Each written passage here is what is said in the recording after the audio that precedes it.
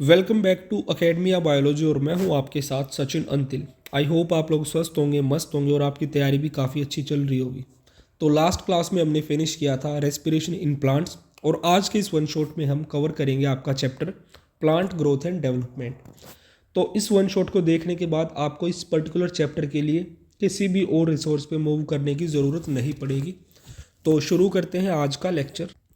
तो इस चैप्टर में मेनली हम पढ़ेंगे कि जो आपके प्लांट्स हैं वो किस तरह से ग्रो करते हैं, क्या उनके पैटर्न होते हैं एंड किन हॉर्मोन्स का रोल आता है प्लांट की ग्रोथ एंड डेवलपमेंट में। यूजुअली आप देखते होंगे कि जो आपके प्लांट पार्ट्स हैं, लीव्स हो गई, स्टेम हो गई या फिर आपके फ्लावर्स हो गए, वो ग्रो करते रहते हैं, गिरते रहते हैं, नए आ जाते हैं। ठीक है, तो इस तरह से साइक्लिक फिनोमिना आप देखते हो। ये सारी चीज़ें आपकी वेदर के अकॉर्डिंग भी चेंज होती है, आपके जो सीजन्स आते हैं उनके अकॉर्डिंग भी चेंज होती है। तो इन सारी चीज़ों को हम डिटेल में स्टडी करेंगे।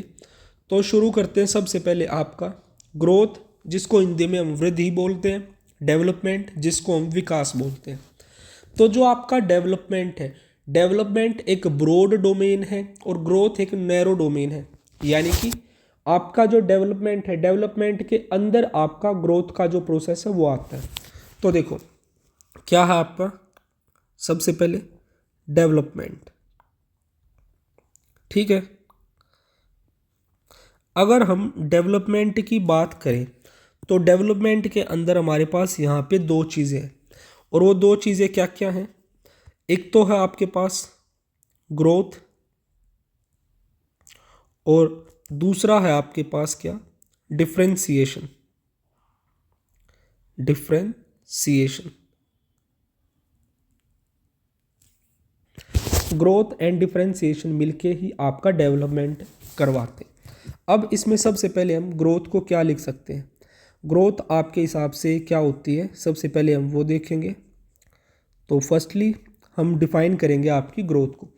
तो ग्रोथ को हम सिंपली बोल सकते हैं एक इरिवर्सिबल परमानेंट चेंज होता है आपके प्लांट बॉडी में। ठीक है, वो आपके ऑर्गन्स हो सकते हैं, कोई भी पार्ट हो सकता है, इंडिविजुअल आपके प्लांट का सेल हो सकता है। तो ग्रोथ को हम क्या डिफाइन कर सकते हैं, आपका irreversible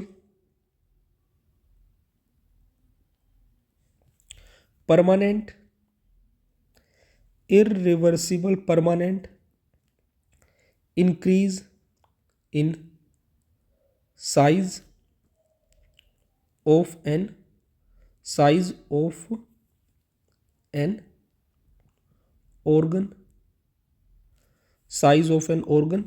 इसको इरेज कर लेते हैं, इसको नीचे लिखेंगे थोड़ा सा, ग्रोथ के लिए हमें थोड़ा स्पेस चाहिए। ऑफ एन ऑर्गन और इट्स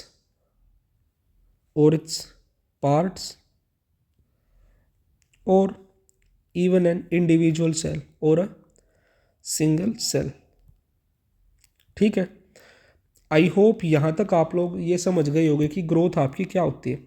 ग्रोथ आपका इरिवर्सिबल परमानेंट इंक्रीज है आपके ऑर्गन के साइज में, आपके प्लांट ऑर्गन के साइज में। ठीक है, जो कि आपके ऑर्गन्स में हो सकता है, उसके किसी भी पार्ट में हो सकता है, या इवन आपके एक सिंगल सेल में भी वो इंक्रीज आपको देखने को मिल सकता है।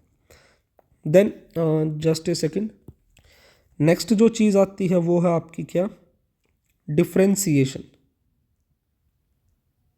डिफ्रेंसिएशन, तो डिफरेंशिएशन क्या होता है, ये भी सिंपली एक प्रोसेस है जहाँ पे आपके अनस्पेशलाइज्ड जो मेरिस्टमेटिक सेल्स होते हैं, वो मेरिस्टमेटिक सेल आपके रूट के हो सकते हैं, शूट के हो सकते हैं, या कैम्बियम के हो सकते हैं, वो आपके मैच्योर होंगे और जो डिवीजन करने की जो एबिलिटी है, उनकी जो पावर है डिवाइड करने की, वो उनकी लॉस्ट हो जाएगी और वो स्पेशलाइज्ड बन जाएंगे। यानी कि अभी तक वो मेरिस्टमेटिक सेल्स थे, उनका कोई स्पेसिफिक फंक्शन उनको असाइन नहीं हुआ था, बट डिफ्रेंसिएशन के बाद उनको एक पर्टिकुलर फंक्शन मिल जाएगा, वो एक स्पेशल टाइप के आपके टिश्यूज़ फॉर्म कर देंगे। तो अब डिफाइन करते हैं आपका क्या, डिफ्रेंसिएशन आपका क्या होता है। तो देखो भाई, डिफ्रेंसिएशन सिंपली क्या है, just a second, the process where the process where unspecialised unspecialised meristematic cells meristematic cells. वो मेरिस्टेमेटिक सेल्स आपके शूट के हो सकते हैं, शूट एपिकल मेरिस्टेम सुना होगा, या रूट के मेरिस्टेम के हो सकते हैं। ठीक है, क्या करेंगे वो आपके अनस्पेशलाइज्ड सेल्स मैच्योर करेंगे, lose ability to divide, lose ability to divide, to divide, to become specialised, to become specialised, और वो एक स्पेशलाइज्ड टाइप के सेल्स फॉर्म कर देंगे जिनका एक स्पेसिफिक फंक्शन वहाँ पे होगा। अब अगर हम आपके प्लांट ग्रोथ की बात करें, किस चीज़ की? Plant growth. तो आपके जो प्लांट्स की ग्रोथ है वो कैसी है? प्लांट्स की ग्रोथ आपकी डिटर्मिनेट और इनडिटर्मिनेट दोनों टाइप की ग्रोथ्स आपको देखने को मिलती है। डिटर्मिनेट भी है और दूसरी आपकी क्या? इनडिटर्मिनेट भी है, indeterminate.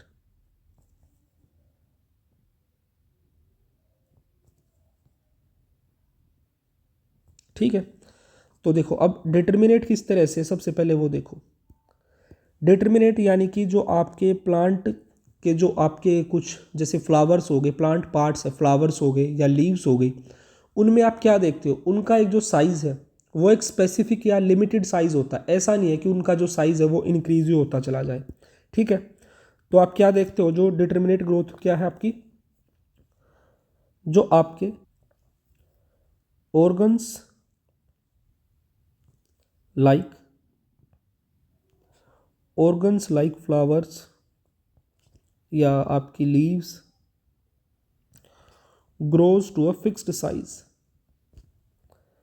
Grows to a fixed size. ठीक है, वो एक फिक्स्ड साइज तक ही ग्रो कर सकते हैं, उसके बाद वो ग्रो नहीं करते।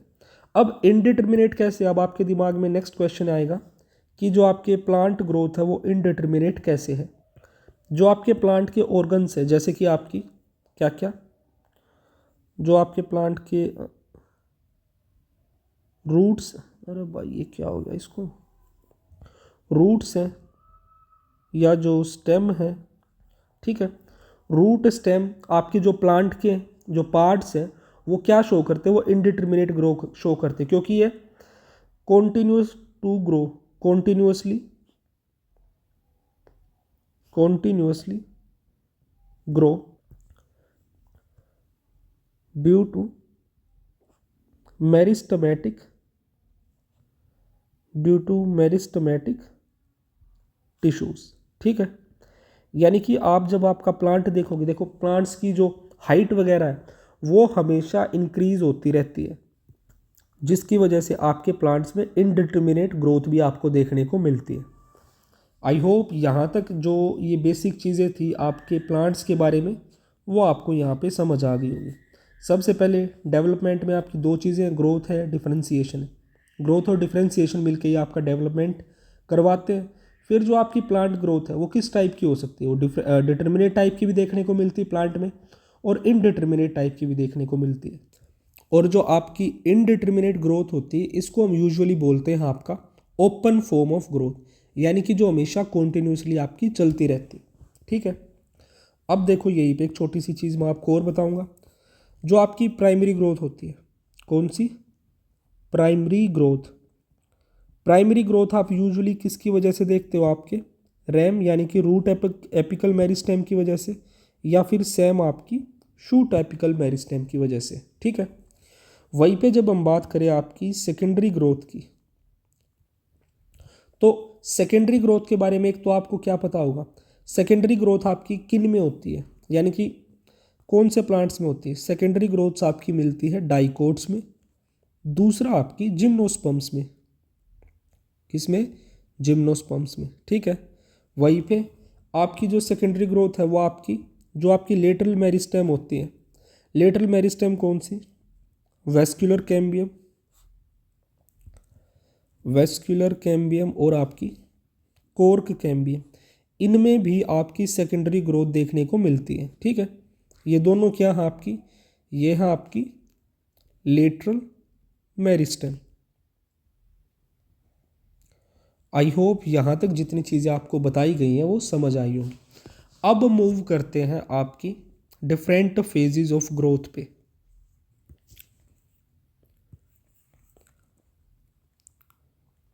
फेजेस ऑफ ग्रोथ, वैसे जो ये पार्ट है आपका फेजेस ऑफ ग्रोथ वाला, इसके बारे में आप मॉर्फोलॉजी पार्ट में भी थोड़ा बहुत पढ़ के आए होंगे, ठीक है। तो वहाँ भी मैंने ये चीज़ें आपको थोड़ी सी बताई थी, बट कोई नहीं, एक बार दोबारा से सारी चीज़ों को हम देख लेते हैं। तो यहाँ पे आपके 3 फेज़ आते हैं, जिसमें आपका फर्स्ट फेज़ क्या है? The first phase is your meristematic phase. Meristematic phase,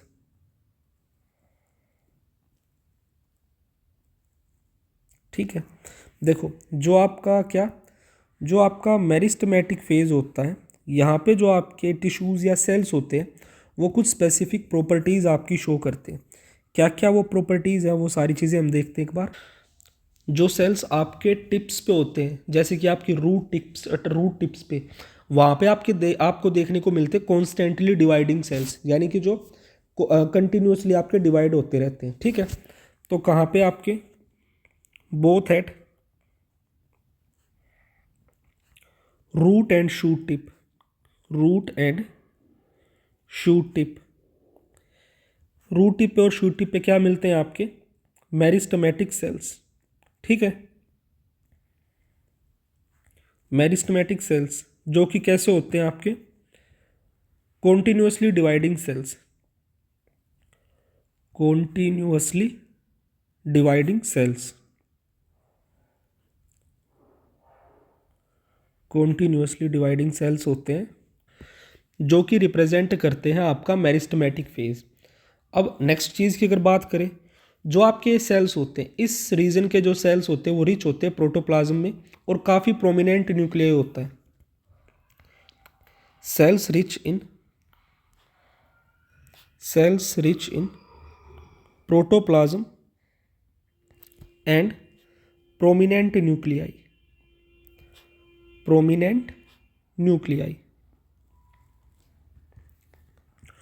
और जो आपके ये सेल्स होते हैं इन जस्ट ए सेकेंड, इस रीजन के जो सेल्स होते हैं उनकी जो सेल वॉल होती है वो प्राइमरी नेचर होती है। Cell walls are primary in nature, this is primary in nature, ठीक है। एंड उन जो सेल वॉल होगी उसमें आपका abundant amount of cellulose present होगा और प्लाज्मोडेस्मेटल कनेक्शंस होंगे, ठीक है। Primary in nature and next क्या मिलेगा उनमें आपका? सेल्यूलोजिक और क्या होंगे? अबंडेंट प्लाज्मोडेस्मेटल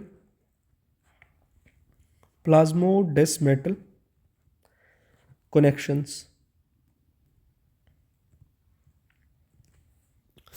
फिर जो सेल्स आपके मेरिस्टमेटिक फेज के जस्ट क्लोज होंगे, बिल्कुल प्रोक्सिमिटी में प्रेजेंट होंगे, वो होंगे आपके फेज ऑफ एलोंगेशन, या इलोंगेशन फेज सिंपली हम बोल देंगे आपका। अरे क्या हो गया इसको, जस्ट ए सेकेंड भाई।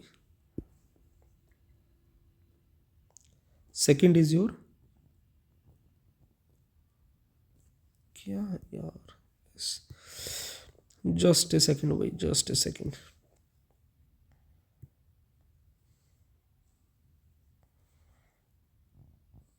सेकेंड हो जाएगा आपका इलोंगेशन फेज या जोन, कुछ भी आप बोल सकते हैं, ठीक है।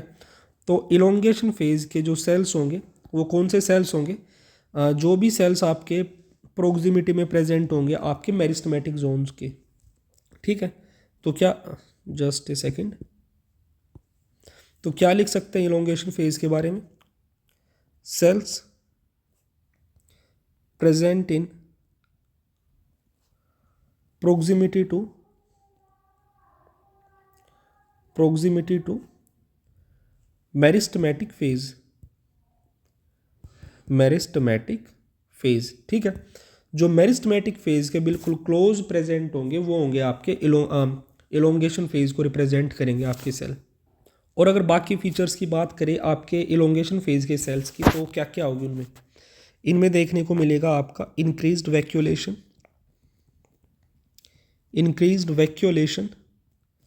सेल एनलार्जमेंट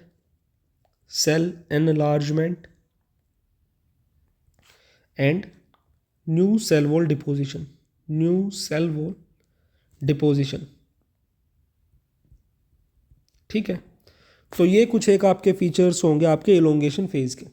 फिर इलोंगेशन फेज के जो बिल्कुल क्लोजली एक जोन और प्रेजेंट होगा, जिसको हम बोलेंगे आपका मैचुरेशन फेज। ठीक है, तो मैचुरेशन फेज के बारे में देखते हैं अब आपका।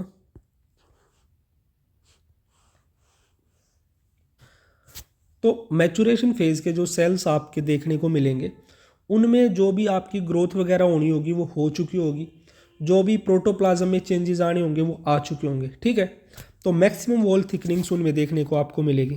क्या क्या होगा आपका? जो मैचुरेशन फेज के या जोन के जो सेल्स होंगे वो क्या कर चुके होंगे? Attend their maximum size, attend their maximum size. ठीक है, in terms of wall thickenings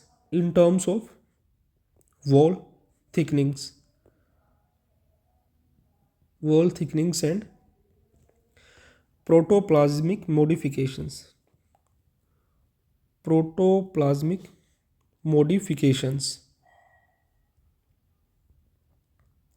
ठीक है, सो गाइज आई होप यहाँ तक जो भी आपको फेजेस बताए गए हैं आपके ग्रोथ के, वो आपको अच्छे से समझ आ गए होंगे। ठीक है, इसके बाद नेक्स्ट जो पार्ट आ जाता है वो है आपका ग्रोथ रेट्स के बारे में। ठीक है, तो देखो भाई, शुरू करते हैं ग्रोथ रेट्स को। Next is your growth rates.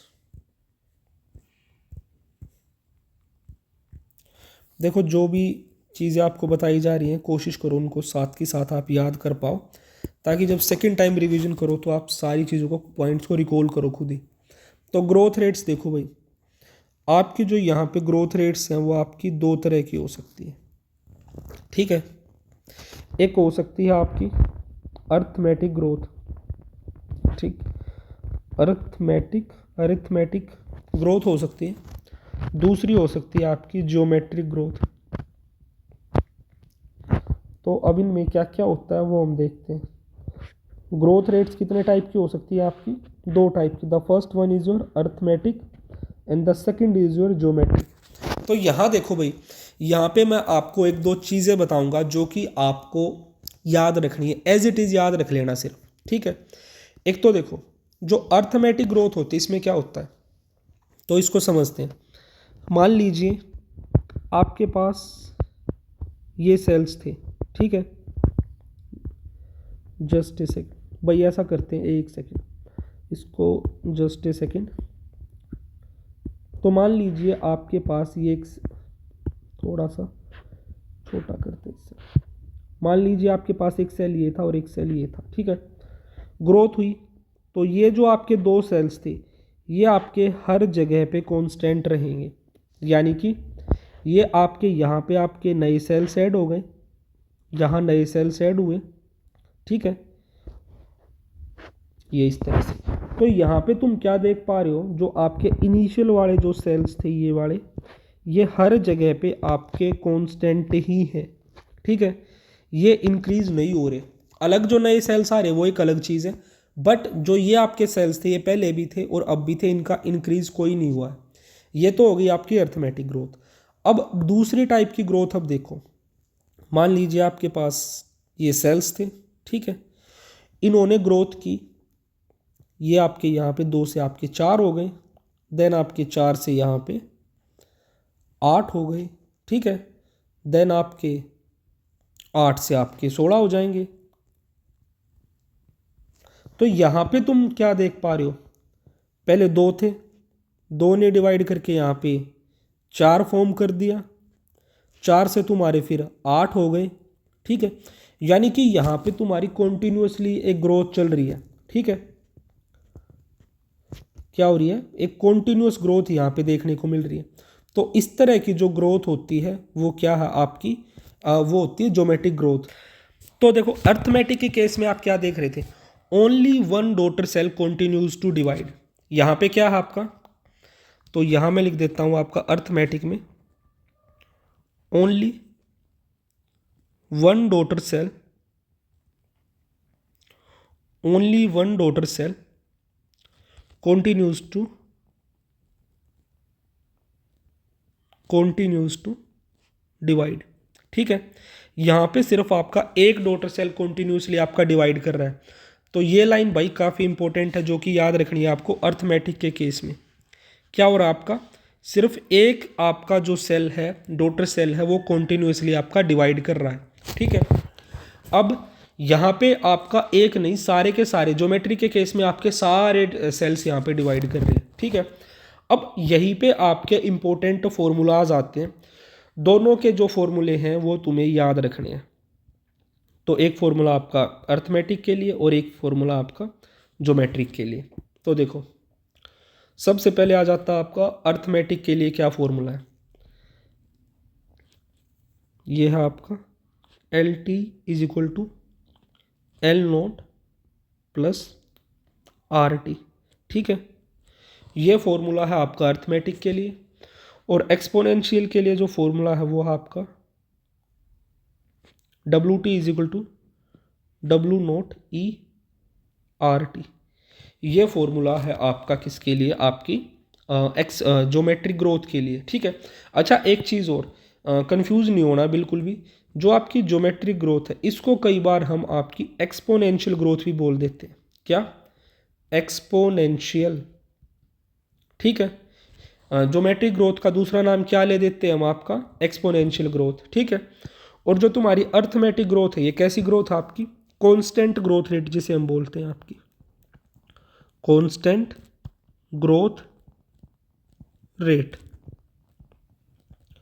So guys I hope यहाँ तक जो भी आपका कॉन्सेप्ट था अर्थमेटिक ग्रोथ का वो और आपकी ज्योमेट्रिक ग्रोथ का वो आपको समझ आया होगा। ठीक है, अब यहाँ एक चीज़ देखो, जो तुम्हारा यहाँ पे आर होता है ये होता है क्या, एफिशिएंसी इंडेक्स इसे हम बोलते हैं। देखो कई बार जब तुम PYQs देखोगे ना, तो PYQs में तुम देखोगे कि डायरेक्टली आपसे पूछा गया है कि आर क्या होता है आपका। ठीक है, आर क्या होता है, एफिशिएंसी इंडेक्स। अगर दोनों ही ग्रोथ रेट के टाइप के लिए हम ग्राफ की बात करें तो आपका जो ग्राफ होगा वो कैसा दिखाई देगा, तो यहीं पे वही छोटा सा ग्राफ मैं ड्रॉ करके आपको दिखा देता हूँ दोनों के लिए। Just a second.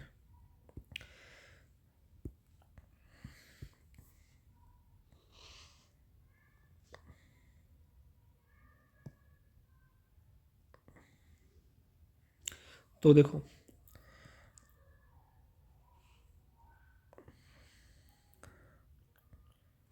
ये है आपका जो ग्राफ है आपका किसके लिए, ये ग्राफ है आपका अर्थमेटिक ग्रोथ के लिए। ठीक है, जिसमें आप देख सकते हो इस तरफ आपकी height of the plant, height of plant है, और यहाँ पे है आपका टाइम। जस्ट ए सेकेंड, इस एक्सिस पे क्या है आपका, इस एक्सिस पे है आपका टाइम। ठीक है, अगर वहीं पे हम ड्रॉ करें आपका ग्राफ आपकी ज्योमेट्री क्या जिसे हम बोलते हैं आपकी एक्सपोनेंशियल ग्रोथ के लिए, तो ये हो गए आपके दोनों ही कंडीशंस के लिए आपके ग्राफ, जिसमें आप देख सकते हो जो आपकी अर्थमेटिक ग्रोथ वाला जो ग्राफ है उसमें कांस्टेंट ग्रोथ आपको देखने को मिल रही है। ठीक है, हर पॉइंट पे आपको क्या है, कांस्टेंट ग्रोथ है यहाँ पे। वहीं पे आपका जो है एक्सपोनेंशियल या ज्योमेट्रिक ग्रोथ वाला जो ग्राफ है वो आपका सिग्मोइड ग्राफ आता है। ठीक है, जो लिविंग ऑर्गेनिजम्स नेचुरल इन्वायरमेंट में रहते हैं उनका जो ग्राफ होता है वो आपका सिग्मोइड कर्व ही शो करता है। ठीक है, आई होप यहाँ तक आपको चीज़ें समझ आ गई होंगी। अगर हम यहाँ बात करें कि जो आपकी अलग अलग चीज़ें वो क्या है, यहाँ पे LT की बात करें तो देखो क्या है हमारे पास है LT, यानी कि आपकी क्या है लेंथ, आपके किसी टाइम पे T टाइम पे आपकी जो लेंथ है, फिर ये एल नोट है, ये है आपकी जब आपका टाइम ज़ीरो था उस टाइम पे जो आपकी लेंथ है, ठीक है। और फिर आर यहाँ पे क्या होता है, आर होता है आपका ग्रोथ रेट, ठीक है। और टी होता है आपका क्या, टाइम। सिमिलरली अगर हम सेकेंड इक्वेशन में आपकी ज्योमेट्रिक वाली कंडीशन में बात करें तो क्या है, डब्लू टी है आपका क्या, किसी टी टाइम पे आपका जो क्या फाइनल जो वेट है वो है, ठीक है। ये तो हो गया फाइनल वेट टी टाइम पे। और डब्लू नोट है, ये है आपका इनिशियल वेट, आप मान सकते हो जब ज़ीरो टाइम था, ठीक है। फिर इसमें जो आपका क्या है, ई होता है, ई क्या होता है, ई होता है आपका बेस ऑफ नेचुरल लोगेरिदम्स, ठीक है। ई क्या होता है आपका, बेस ऑफ नेचुरल लोगरिदम्स। और आर में ऑलरेडी आपको बता चुका हूं क्या है आपका, आर क्या बताया, आर आपका एफिशिएंसी इंडेक्स होता है, या फिर इसको हम ग्रोथ रेट भी आपका बोल सकते हैं। एक ई के लिए और मैं यहां लिख देता हूं ताकि किसी प्रकार का कोई आपको डाउट ना रहे। Just a second. ई क्या है आपका, base of natural logarithms, base of natural logarithms. अब आगे देखते हैं आपका नेक्स्ट पार्ट। तो यहाँ पे भैया आपका ग्रोथ रेट वाला जो कॉन्सेप्ट है वो आपको समझ में आ जाना चाहिए। दोनों की इक्वेशंस आपकी मोस्ट मोस्ट मोस्ट इंपॉर्टेंट है। डायरेक्टली आपसे क्वेश्चन में पूछ ली जाती है कई बार कि कौन सी इक्वेशन आपकी ज्योमेट्रिक ग्रोथ की है और कौन सी आपकी अर्थमेटिक ग्रोथ की है। एक आपको ये पता होना चाहिए, अर्थमेटिक ग्रोथ में जो आपकी ग्रोथ होती है वो ग्रोथ होती है कॉन्स्टेंट ग्रोथ रेट होती है आपकी, ठीक है। ये पॉइंट पता होना चाहिए। फिर आपकी ज्योमेट्रिक के केस में क्या होता है, आपका सिग्मोइड कर्व आपको मिलती है। तो अगर ये आपको पता है तो आपके क्वेश्चंस हो जाएंगे। और कई बार आपसे ये भाई डायरेक्टली ये भी पूछ लिया जाता है ई क्या है आपका, या आर क्या है तुम्हारा। तो ई है बेस ऑफ नेचुरल लोगरिदम्स और आर है आपका एफिशिएंसी इंडेक्स। अब यहीं पे एक छोटी सी चीज़ आ जाती है आपकी एनसीईआरटी में भी वो पार्ट दे रखा है कि आपकी ग्रोथ के लिए क्या क्या आपकी कंडीशंस होनी चाहिए। एक बार ये और देख लेते हैं आपकी क्या conditions for growth, conditions for growth. Growth के लिए आपकी क्या क्या कंडीशंस आपकी ज़रूरी है। तो देखो भाई ये देखते हैं आपका। तो सबसे पहले आपकी ग्रोथ के लिए क्या चीज़ इंपॉर्टेंट है, टर्जिडिटी होनी चाहिए आपके सेल्स में। क्या, turgidity of cells, turgidity of cells that helps in extension growth, that helps in cell extension, cell extension, ठीक है। टर्जिडिटी के अलावा नेक्स्ट जो चीज़ है आपका वाटर की अवेलेबिलिटी होनी चाहिए एंजाइमेटिक एक्टिविटीज़ के लिए। Availability, availability of water for enzymatic activities, enzymatic activities, ठीक है। देन नेक्स्ट जो चीज़ है वो है आपकी क्या, ऑक्सीजन आपकी होनी चाहिए, ठीक है। अवेलेबिलिटी ऑफ ऑक्सीजन जो कि एसेंशियल हो गया आपकी ग्रोथ एक्टिविटीज़ के लिए। बाकी आपके जो न्यूट्रिएंट्स है, माइक्रो न्यूट्रिएंट्स, मैक्रो न्यूट्रिएंट्स, वो तो आपके होने ही चाहिए, ठीक है। जो कि आपकी डिफरेंट फंक्शंस आपके प्रोसेसेस में, एक्टिविटीज़ में रोल प्ले करते हैं। अब इसके बाद इम्पोर्टेंट जो नेक्स्ट पार्ट आ जाता है वो है आपका आपका डिफ्रेंसिएशन क्या होता है, डी डिफ्रेंसिएशन क्या होता है और री डिफ्रेंसिएशन क्या होता है। तो सबसे पहले शुरू करते हैं आपका डिफ्रेंसिएशन से। The first one is your differentiation. वैसे डिफ्रेंसिएशन मैंने चैप्टर की स्टार्टिंग में सबसे पहले बताया था। डिफ्रेंसिएशन देखो, डिफ्रेंसिएशन का सिंपली क्या मतलब होता है, जो आपके अनडिफ्रेंशिएटेड सेल्स होते हैं, जैसे कि आपके क्या थे इनिशियली मेरिस्टेमेटिक जो सेल्स थे, उनके पास कोई भी स्पेशलाइज्ड फंक्शन नहीं था, यानी कि वो अभी तक उनको कोई फंक्शन असाइन नहीं हुआ था, वो मैच्योर नहीं हुए थे। बट जैसे ही आपके मेरिस्टेमेटिक सेल मैच्योर होंगे, फंक्शन असाइन होगा, यानी कि वो डिफ्रेंशिएट हो गए हैं, ठीक है, उनको एक प्रॉपर फंक्शन मिल गया, तो उसे हम बोलते हैं आपका क्या, डिफ्रेंसिएशन। तो सिंपल सी एक डेफिनेशन मैं लिखवा भी देता हूँ आपकी। इसमें क्या होता है आपका डिफरेंश जो आपके मेरिस्टेमेटिक सेल्स है differentiate and mature to perform specific functions. Just a second. तो डिफ्रेंशिएशन में क्या है, meristematic cells mature and differentiate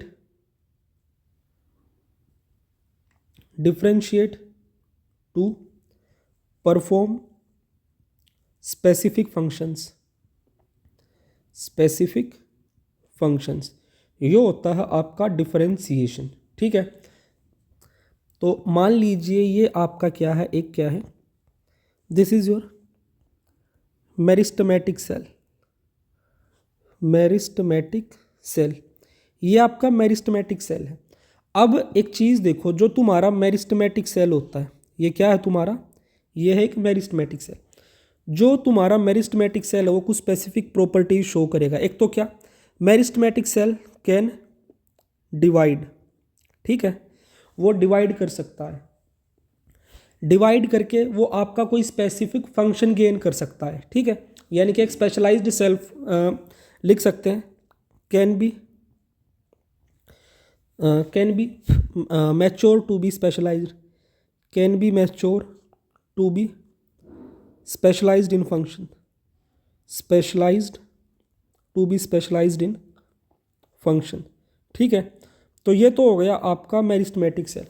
but जब आपका एक मेरिस्टेमेटिक सेल क्या हो जाएगा, डिफरेंशिएट हो जाएगा। ठीक है, डिफरेंशिएट या कहेंगे हम मैच्योर हो जाएगा। ठीक है, तो अब मान लीजिए इस मेरिस्टेमेटिक सेल ने डिफरेंशिएट या मैच्योर होके आपके क्या फॉर्म कर दिए, आपके सपोज करो आपके जाइलम एलिमेंट्स फॉर्म कर दिए।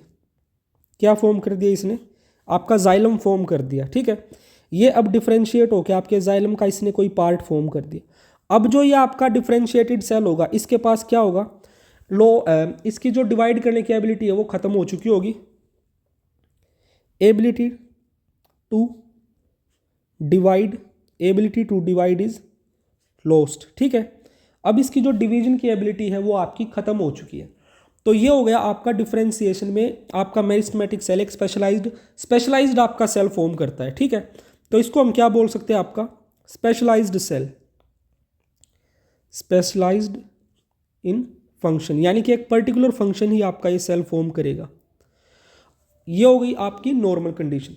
बट कुछ कंडीशन में क्या होता है, जो आपका डिफरेंशिएटेड सेल है, ये कैसा आपका, जिसने जाइलम जो आपका जाइलम एलिमेंट जिसने फॉर्म कर दी, ये डिफरेंशिएटेड सेल है। बट कुछ स्पेशल कंडीशंस में आपका जो डिफरेंशिएटेड सेल्स है, it can regain the capacity of division under certain condition. ठीक है, कुछ स्पेशल कंडीशन में दोबारा से इसकी डिवीजन की जो पावर है वो इसके पास आ सकती है, और इस प्रोसेस को हम बोलेंगे आपका रीडिफरेंशिएशन। तो क्या हो सकता है, अब मान लीजिए क्या हो गया आपका, यहाँ पे देखने को मिलेगा आपका इन स्पेशल कंडीशंस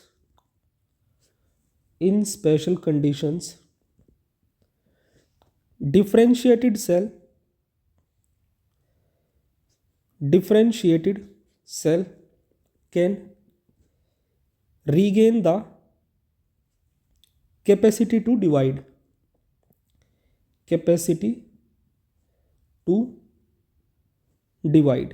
ठीक है, तो इसे हम बोलते हैं आपका क्या, रीडिफरेंशिएशन।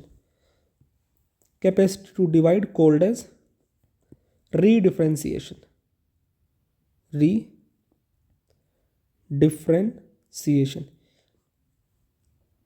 तो ये हो गया आपका सेकंड जो डेफिनेशन आपको समझनी, वो क्या है आपकी रीडिफरेंशिएशन की।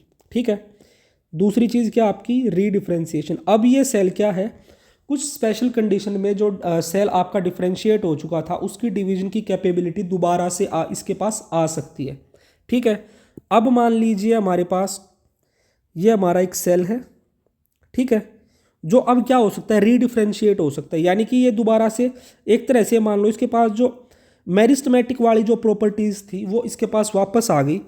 अब आपका ये सेल दोबारा से डिफरेंशिएट होगा। ठीक है, दोबारा से डिफरेंशिएट होके आपके स्पेसिफिक स्ट्रक्चर्स यहाँ पे फॉर्म कर सकते। तो दोबारा से जो प्रॉपर्टी है आपकी, आपके सेल की दोबारा से स्पेशलाइज्ड स्ट्रक्चर फॉर्म करने की, दिस इज योर रीडिफरेंशिएशन। अरे भाई यहाँ पे थोड़ी सी गलती हो गई भाई, सॉरी, जस्ट ए सेकेंड, ये आपका डी डिफरेंशिएशन था। बाई मिस्टेक ये गलत बता दिया, दोबारा से कोई नहीं, मैं बता देता हूँ।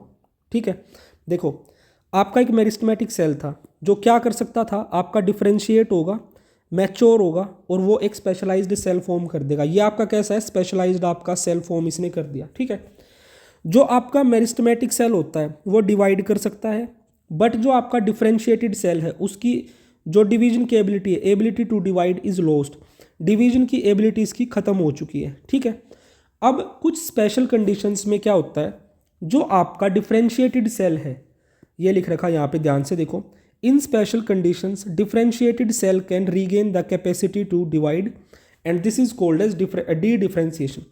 ये डी डिफ्रेंशिएट करके इसने एक ऐसा सेल फॉर्म कर दिया जिसके पास मेरिस्टेमेटिक सेल जैसी प्रॉपर्टीज हैं, जो दोबारा से क्या हो सकता है, रीडिफ्रेंशिएट हो सकता है। ठीक है, अब ये सेल दोबारा से क्या होगा आपका, थर्ड यहाँ पे हम लिख सकते हैं, थर्ड इज योर, ये होगा दोबारा से आपका रीडिफ्रेंशिएट, रीडिफ्रेंशिएट। ठीक है, और ये दोबारा से रीडिफ्रेंशिएट होके यहाँ पे आपका स्पेशलाइज्ड सेल बनाएगा जो कुछ स्पेसिफिक फंक्शंस आपके परफॉर्म करेगा। तो अब लिख सकते हैं हम आपका यहाँ पे क्या, जो क्या होते हैं आपके, जो आपके क्या है, जो रीडिफ्रेंशिएटिंग जो सेल्स है वो क्या करेंगे, ये आपके divide and mature to produce, divide and mature to produce cells that once again regain the ability to, that once again ये दोबारा से आपके रीडिफ्रेंशिएट होंगे, और रीडिफ्रेंशिएट होने के बाद जो सेल्स बनेंगे वो सेल अगेन आपका लूज करेंगे ability to divide, again lose ability to divide. ठीक है, सो गाइज वैसे तो बहुत ज़्यादा मुश्किल ये कॉन्सेप्ट नहीं था, सिंपल सा कॉन्सेप्ट था। दोबारा बता देते, मेरिस्टेमेटिक सेल था जो डिवाइड कर सकता था, ये मेरिस्टेमेटिक सेल डिवाइड करके डिफरेंशिएट होकर एक स्पेशलाइज्ड सेल बनाएगा। अब जो आपका स्पेशलाइज्ड सेल बनता है इसके पास डिवीजन की एबिलिटी नहीं होती है, बट स्पेशल कंडीशन में ये स्पेशलाइज्ड या डिफरेंशिएटेड सेल दोबारा से डिवाइड करने की जो एबिलिटीज है उनको रिगेन कर लेता है, जिसको हम बोलते हैं आपका डी डिफरेंशिएशन। अब जो ये आपका ये जो डी डिफरेंशिएटेड सेल प्रोड्यूस हुआ है, इसमें आपकी जो प्रॉपर्टीज मेरिस्टेमेटिक सेल में होती है डिवाइड करने की, वो प्रॉपर्टीज वापस आ जाती हैं, एंड ये सेल दोबारा से रीडिफरेंशिएट होगा, और रीडिफरेंशिएट होके ऐसे सेल बनाएगा जिनके फंक्शन स्पेशलाइज्ड होंगे, और उन स्पेशलाइज्ड सेल्स की जो डिवीजन करने की एबिलिटी है वो खत्म हो चुकी होगी। तो इसी के साथ हमारा ये छोटा सा पार्ट था जो डिफरेंशिएशन, डी डिफरेंशिएशन और रीडिफरेंशिएशन वाला, वो खत्म होता है। अब यहीं पे एक छोटा सा ही पार्ट आपका और है डेवलपमेंट का। वैसे तो मैं आपको इनिशियली बता चुका हूँ डेवलपमेंट क्या है। ठीक है, डेवलपमेंट में आपका डिफरेंशिएशन और ग्रोथ, ये दोनों चीज़ें मिलकर आपका डेवलपमेंट बनाती हैं। अब डेवलपमेंट को हम सिंपली क्या बोल सकते हैं, आपके प्लांट में पूरी लाइफ स्पैन के टाइम पे, यानी कि जर्मिनेशन से लेके उसकी डेथ होने तक, सेनीसेंस तक, जितने भी चेंजेस आपके प्लांट में आते हैं वो सारे के सारे आपका डेवलपमेंट कहलाते हैं। तो डेवलपमेंट क्या है, all the changes that an organism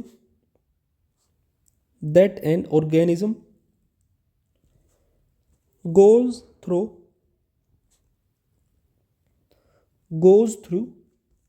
during its life cycle,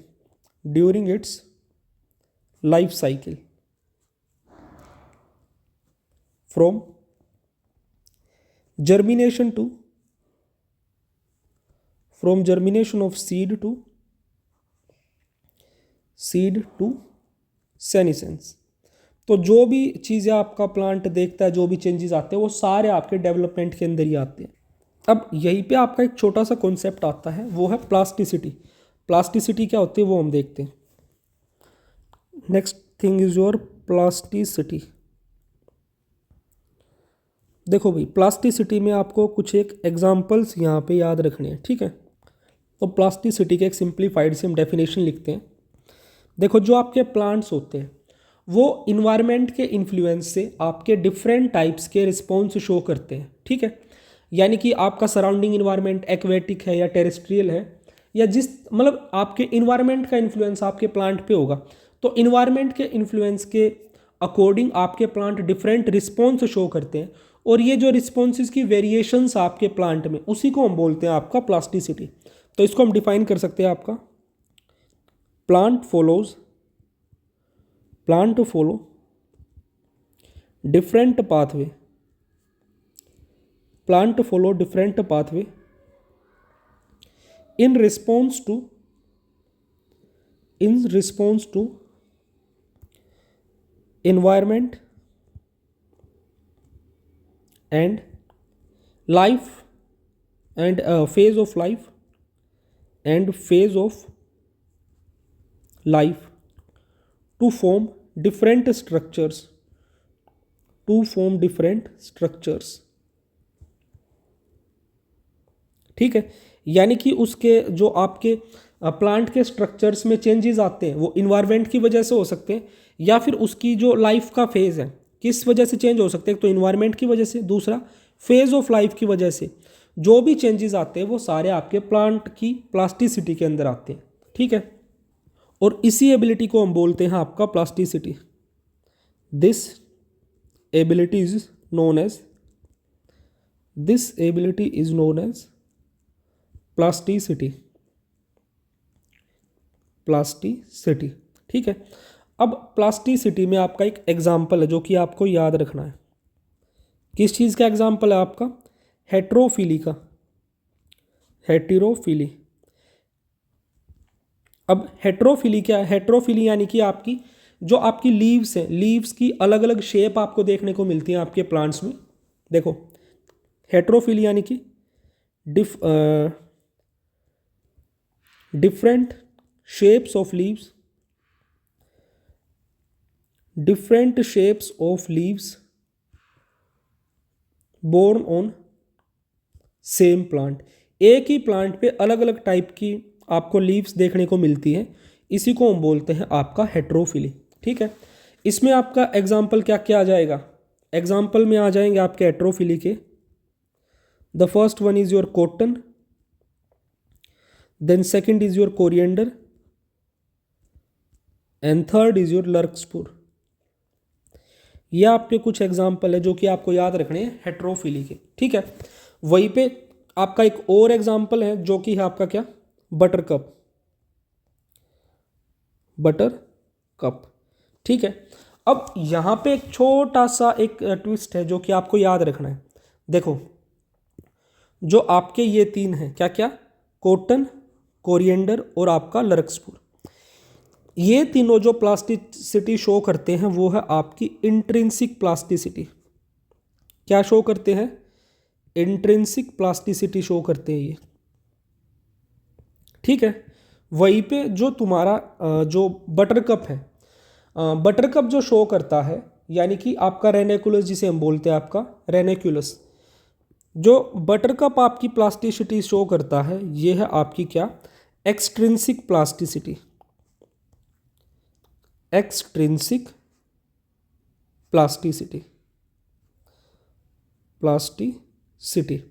ये आपका एक्सट्रिंसिक प्लास्टिसिटी शो करता है। तो ये डिफरेंस भाई बिल्कुल अच्छे से क्लियरली याद रख लेना। कॉटन, कोरिएंडर, लर्कस्पुर आपका इंट्रिंसिक प्लास्टिसिटी शो करते हैं, बटरकप आपका एक्सट्रिंसिक प्लास्टिसिटी शो करता है। और जो ये आपका बटरकप है इसको हम कई बार क्या बोलते हैं? आपका रेन्यूक्यूलस। सो गाइज, आई होप यहाँ तक आपको जितनी भी चीज़ें बताई गई हैं वो सारी की सारी चीज़ें आपको समझ में आई होंगी। अब आपके चैप्टर का जो इम्पोर्टेंट पार्ट है, जो जस्ट ए सेकंड भाई, जो आपके चैप्टर का हार्मोन वाला पार्ट है वो शुरू होता है। तो यहाँ पे जितनी भी चीज़ें बताई जाए हार्मोन वाले पार्ट से भी साथ की साथ सारी चीज़ों को याद रखना, ठीक है। तो नेक्स्ट पेज से ही हम शुरू करेंगे। हार्मोन्स, या जिसे हम बोलते हैं आपके प्लांट ग्रोथ रेगुलेटर्स। क्या? प्लांट ग्रोथ रेगुलेटर्स, ठीक है। तो मेनली आपके यहाँ पे आपके 5 हार्मोन्स हैं जो कि आपको अच्छे से स्टडी करने हैं, और जितने भी फंक्शंस मैं बताऊंगा सिर्फ उतने ही फंक्शंस याद कर लेना। आपका कोई भी क्वेश्चन इस पार्ट से कभी भी मिस नहीं होगा। तो शुरू करते हैं। देखो, जो तुम्हारे प्लांट ग्रोथ रेगुलेटर्स होते हैं ये तुम्हारे दो तरह के हो सकते हैं। एक तो ग्रोथ प्रोमोटिंग यानी कि जो ग्रोथ को करवाने में हेल्प करेंगे, ग्रोथ प्रोमोटिंग हॉर्मोन्स, ठीक है। दूसरे हो सकते हैं तुम्हारे ग्रोथ इनहिबिटरी यानी कि जो ग्रोथ को रोकेंगे, ठीक है।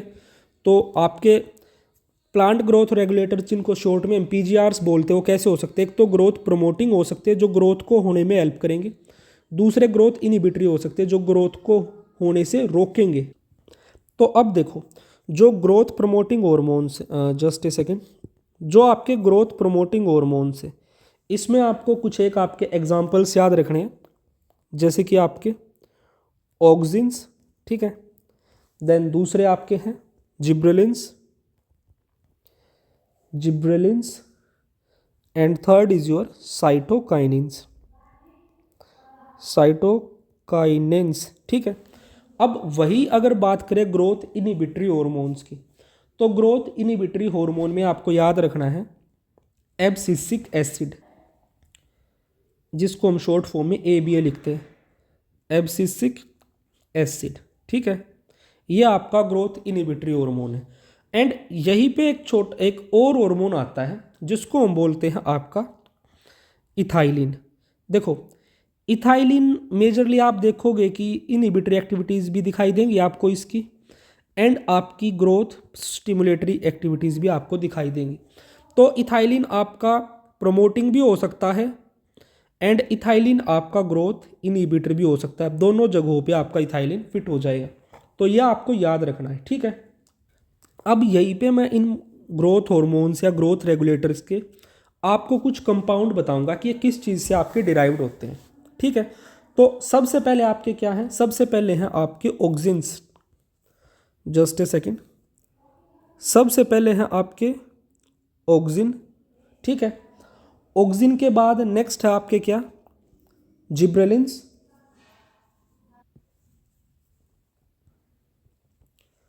जिब्रेलिन्स, देन थर्ड है आपके साइटोकाइनेंस, ठीक है। उसके बाद साइटोकाइनेंस के बाद फोर्थ है आपके इथाइलिन, ठीक है। और फिफ्थ है आपका एब्सिसिक एसिड। तो एक टेबल की फॉर्म में इसको हम कन्वर्ट कर लेते हैं, चलो कोई नहीं, उसमें टाइम लगेगा। तो देखो भाई, जो तुम्हारे ऑक्सिन्स होते हैं, जिब्रेलिन्स हैं, साइटोकाइनिन्स है, इथाइलिन है या एब्सिसिक एसिड है। सबसे पहले ऑक्सिन्स की बात करो। ऑक्सिन्स आपके डिराइव्ड होते हैं इंडोल कंपाउंड्स से। किससे? इंडोल कंपाउंड्स, ठीक है। फिर आपके नेक्स्ट आ जाते हैं जिब्रेलिन्स। जो जिब्रेलिन्स होते हैं ये आपके टर्पीन्स से डिराइव्ड होते हैं, ठीक है। फिर आ जाते हैं आपके क्या? साइटोकाइनिन्स। साइटोकाइनिन्स आपके एडेनिन के डेरिवेटिव्स होते हैं, एडेनिन डेरिवेटिव्स, ठीक है। देन आपका आ जाता है क्या? इथाइलिन। इथाइलिन की अगर हम बात करें तो यह आपकी कैसे होते हैं? गैशियस इन नेचर होते हैं। फिर लास्ट में आ जाता है आपका एब्सिसिक एसिड। एब्सिसिक एसिड्स आपके जस्ट ए सेकेंड,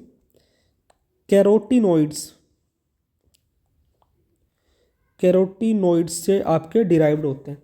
तो यहाँ पे भाई इसको दोबारा ही लिख लेते हैं ताकि बाद में कोई डाउट ना रहे। तो यहाँ पे तुम्हें ये चीज़ बिल्कुल अच्छे से याद रखनी है, कैरोटीनोइड्स क्या?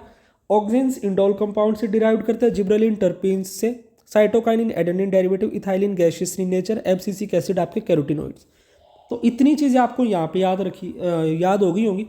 उसी के साथ साथ अब तुम्हें यहाँ पे कुछ अमाइनो एसिड्स भी याद रखने कि किस अमाइनो एसिड से या किस चीज़ से या आपके डिराइव हो रहे हैं। उसके अलावा देखो, सबसे पहले तुम्हारा क्या है? ऑक्सिन के बारे में देखो। जो ऑक्सिन है आपका, ये किससे? आपका ट्रिप्टोफैन। कौन से अमाइनो एसिड से? ट्रिप्टोफैन से। फिर अगर जिब्रेलिन्स की हम बात करें तो जो आपके जिब्रेलिन्स हैं ये आपके एब्सिसिक एसिड से, एब्सिसिक एसिड से। और जस्ट ए सेकेंड भाई, जो सॉरी सॉरी सॉरी, ये एब्सिसिक एसिड नहीं, यहाँ पे आपको सिंपली याद रखना आपके टर्पिनोइड्स, ठीक है। जिब्रेलिन्स आपके किसके डेरिवेटिव्स? आपके टर्पिनोइड्स के, ठीक है। अमाइनो एसिड्स नहीं, आपके टर्पीन्स और आपके टर्पिनोइड्स आपको याद रखना है। फिर नेक्स्ट आ जाते हैं आपके साइटोकाइनिन्स। तो साइटोकाइनिन्स में आपका मेवलोनिक एसिड आपको याद रखना है, मेवलोनिक एसिड, ठीक है। उसके बाद आ जाती है आपकी इथाइलिन। इथाइलिन वाले आपके इथाइलिन जो आपका पीजीआर डिराइव करता है आपका किससे? मिथ्योनिन से, ठीक है। एंड लास्ट में बच जाता है आपका क्या? Abscisic acid. जो आपके एब्सिसिक एसिड है ये भी डिराइव करते हैं आपके मेवलोनिक एसिड से, mevalonic acid. So guys I hope यहाँ तक जितनी चीज़ें बताई गई आपको याद हो गई होंगी। ऑक्सिन इंडोल कंपाउंड डेरिवेटिव्स हैं ट्रिप्टोफैन अमाइनो एसिड से। जिब्रेलिन्स आपके टर्पीन्स से, आपके टर्पिनोइड से। देन साइटोकाइनिन्स आपके एडेनिन डेरिवेटिव्स हैं and derived from mevalonic acid. Then next ethylene आपका गैशियस है, गैशियस हाइड्रोकार्बन से डिराइव होता है आपकी मिथ्योनिन से। एंड लास्ट में है आपका abscisic acid derived from carotenoids and आपका मेवेलोनिक एसिड से। तो ये जितनी भी चीज़ें भैया आपको बताई गई होंगी वो आपको समझ आ गई होंगी। अब देखते हैं आपकी डिस्कवरी ऑफ पीजीआर्स के बारे में, यानी कि आपके जो पीजीआर्स हो कैसे डिस्कवर हुए। तो नेक्स्ट रेडिंग हो जाएगी आपकी डिस्कवरी ऑफ पीजीआरएस, यानी कि आपके प्लांट ग्रोथ रेगुलेटर्स।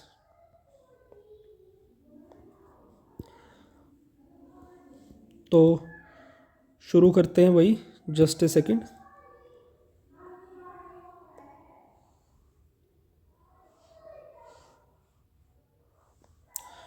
तो देखो, सबसे फर्स्ट जो आपका पीजीआर है जिसके बारे में हम डिस्कस करेंगे वो है आपका ऑक्सिन।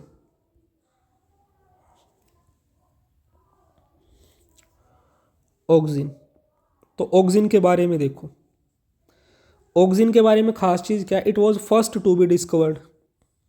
ऑक्सिन क्या था आपका? First to be discovered. सबसे पहले आपका ऑक्सिन ही डिस्कवर किया गया था, ठीक है। और ये किसने नोटिस किया था आपका? अगर इसके बारे में बात करें, it was first noticed by Charles Darwin and Francis Crick. तो यहाँ पे देखो सबसे पहले नाम आएगा आपका किसका? Charles Darwin, Charles Darwin and Francis Darwin.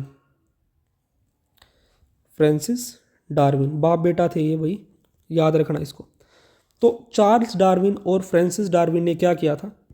इन्होंने नोटिस किया था जो कैनरी ग्रास थी वो लाइट की तरफ बेंड हो रही थी एंड उस कैनरी ग्रास की टिप में इन्होंने एक सब्सटेंस को, मतलब इनको पता चल गया था कि कोई सब्सटेंस है जिसकी वजह से कैनरी ग्रास लाइट की तरफ बेंड हो रही है, फोटोट्रोपिज्म शो कर रही है। बट नाम वगैरह इन्होंने कुछ नहीं दिया। क्या किया इन्होंने? Noticed canary grass, noticed canary grass bending towards light, bending towards light, ठीक है। यानी कि क्या शो हो रहा था आपका? फोटोट्रोपिज्म, फोटोट्रोपिज्म, ठीक है। And found a substance in, and found a substance in leaf tip, leaf नहीं sorry, in the tip. Canary grass है तो उसमें तो लीफ ही क्या, तो found a substance in tip. फिर इसके बाद जो इम्पोर्टेंट जो आता है आपका वो है एफ डब्ल्यू वेंट के बारे में। एफ डब्ल्यू वेंट के बारे में आपको बिल्कुल अच्छे से याद रखना है। तो अब देखो एफ डब्ल्यू वेंट ने यहाँ पे क्या किया था, जस्ट ए सेकेंड। देखो भाई, एफ डब्ल्यू वेंट ने उस सब्सटेंस को आइसोलेट किया और उसको नाम दिया ऑक्सिन, जिसका ग्रीक में मतलब होता है टू ग्रो, ठीक है। क्या किया एफ डब्ल्यू वेंट ने? क्या किया? Isolated this substance, isolated this substance calling it auxin, calling it auxin, ठीक है। और ऑक्सिन का ग्रीक में मतलब होता है, auxin is equal to to grow,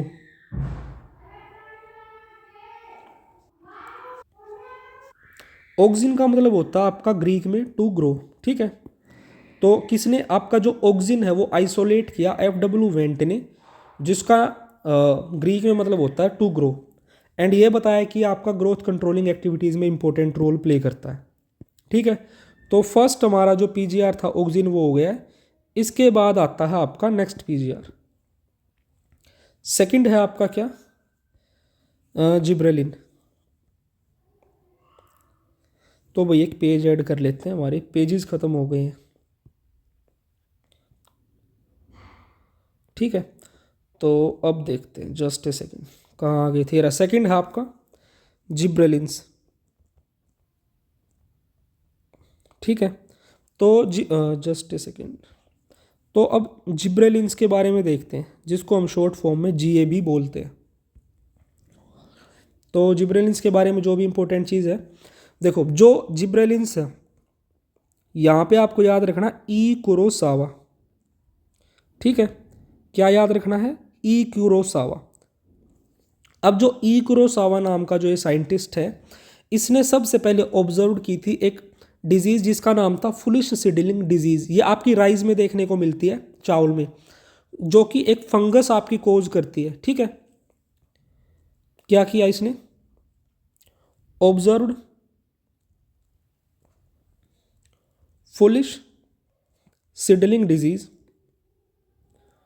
foolish seedling disease in rice, और ये disease it was caused by a fungus, ठीक है, that leading to isolation of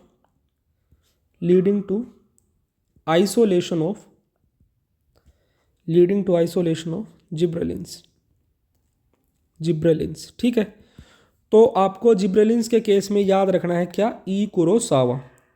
I hope यहाँ तक आपको जितना बताया गया वो याद हो गया होगा।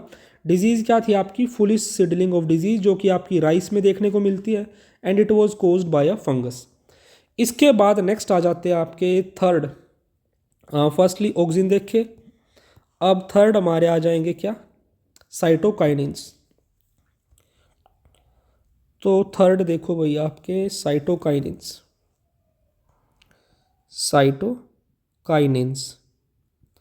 तो साइटोकाइनिन्स के बारे में भी देखते हैं, डिस्कवरी के रिलेटेड हमें क्या यहाँ देखना है। यहाँ पे आपको याद रखना एफ स्कूग एंड के Miller, Miller, F Skoog and Miller आपको याद रखना है। 1950s में इन्होंने डिस्कवर किए थे, ठीक है। तो देखो एफ स्कूग और के मिलर ने किस तरह से यहाँ पे डिस्कवर किया वो देखते हैं। इन्होंने डिस्कवर किया था क्या, काइनेटिन, डिस्कवर्ड काइनेटिन, ठीक है। और काइनेटिन क्या था आपका, ये एक ग्रोथ प्रमोटिंग सब्सटेंस था जिसको एक्सट्रैक्ट किया था इन्होंने यीस्ट से। तो आपका काइनेटिन क्या था भाई, आपका काइनेटिन था आपका a growth promoting substance, a growth promoting substance a growth promoting substance from yeast extract, ठीक है, जिसकी वजह से आपकी जो साइटोकाइनिन्स की क्लास है वो आपकी डिस्कवर हुई। तो मेजरली आपके एनसीईआरटी में इन तीन के बारे में यहाँ पे दे रखा है। बाकी इथाइलिन के बारे में भी थोड़ा सा दे रखा है कि आपका किस तरह से, मतलब एक दो आपके केमिकल्स मिले, उनको अलग अलग नाम दिए गए, ठीक है। फिर एब्सिसिक एसिड में ही ऐसे आपका जो एब्सिसिक एसिड था अलग अलग साइंटिस्ट ने डिस्कवर किया, किसी ने उसको डोरमिन बोला, किसी ने एब्सिशन बोला, किसी ने इनहिबिटर बी बोला, और फिर फाइनली उनको नाम दिया गया एब्सिसिक एसिड। जो मेजरली आपको याद रखना था डिस्कवरी के बारे में, इन तीन का याद रखना है, ऑक्सिन, जिब्रेलिन और साइटोकाइनिन का।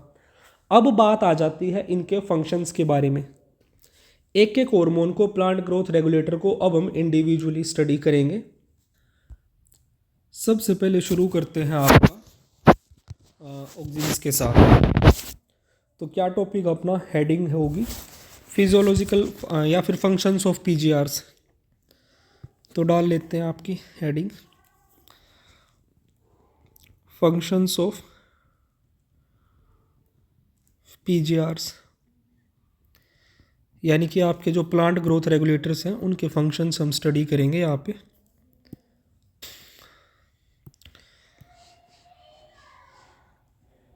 और हमारा जो फर्स्ट पीजीआर होगा वो है आपका ऑक्सिन। फर्स्ट है ऑक्सिन। तो देखो भाई, ऑक्सिन के बारे में एक ट्रिक मैं आपको बताऊंगा, मैंने भी कहीं से देखी थी, वही ट्रिक आपको याद रखनी, उससे आपको काफ़ी सारे फंक्शंस इसके ऑक्सिन के याद हो जाएंगे। ट्रिक है, देखो क्या ट्रिक है। एक्समस पर आदित्य ने सेलिना को रोज़ फ्लावर दिया।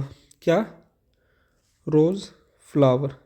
ठीक है, एक्समस पर आदित्य ने सेलिना को रोज़ फ्लावर दिया, ये आपको ट्रिक याद करनी है।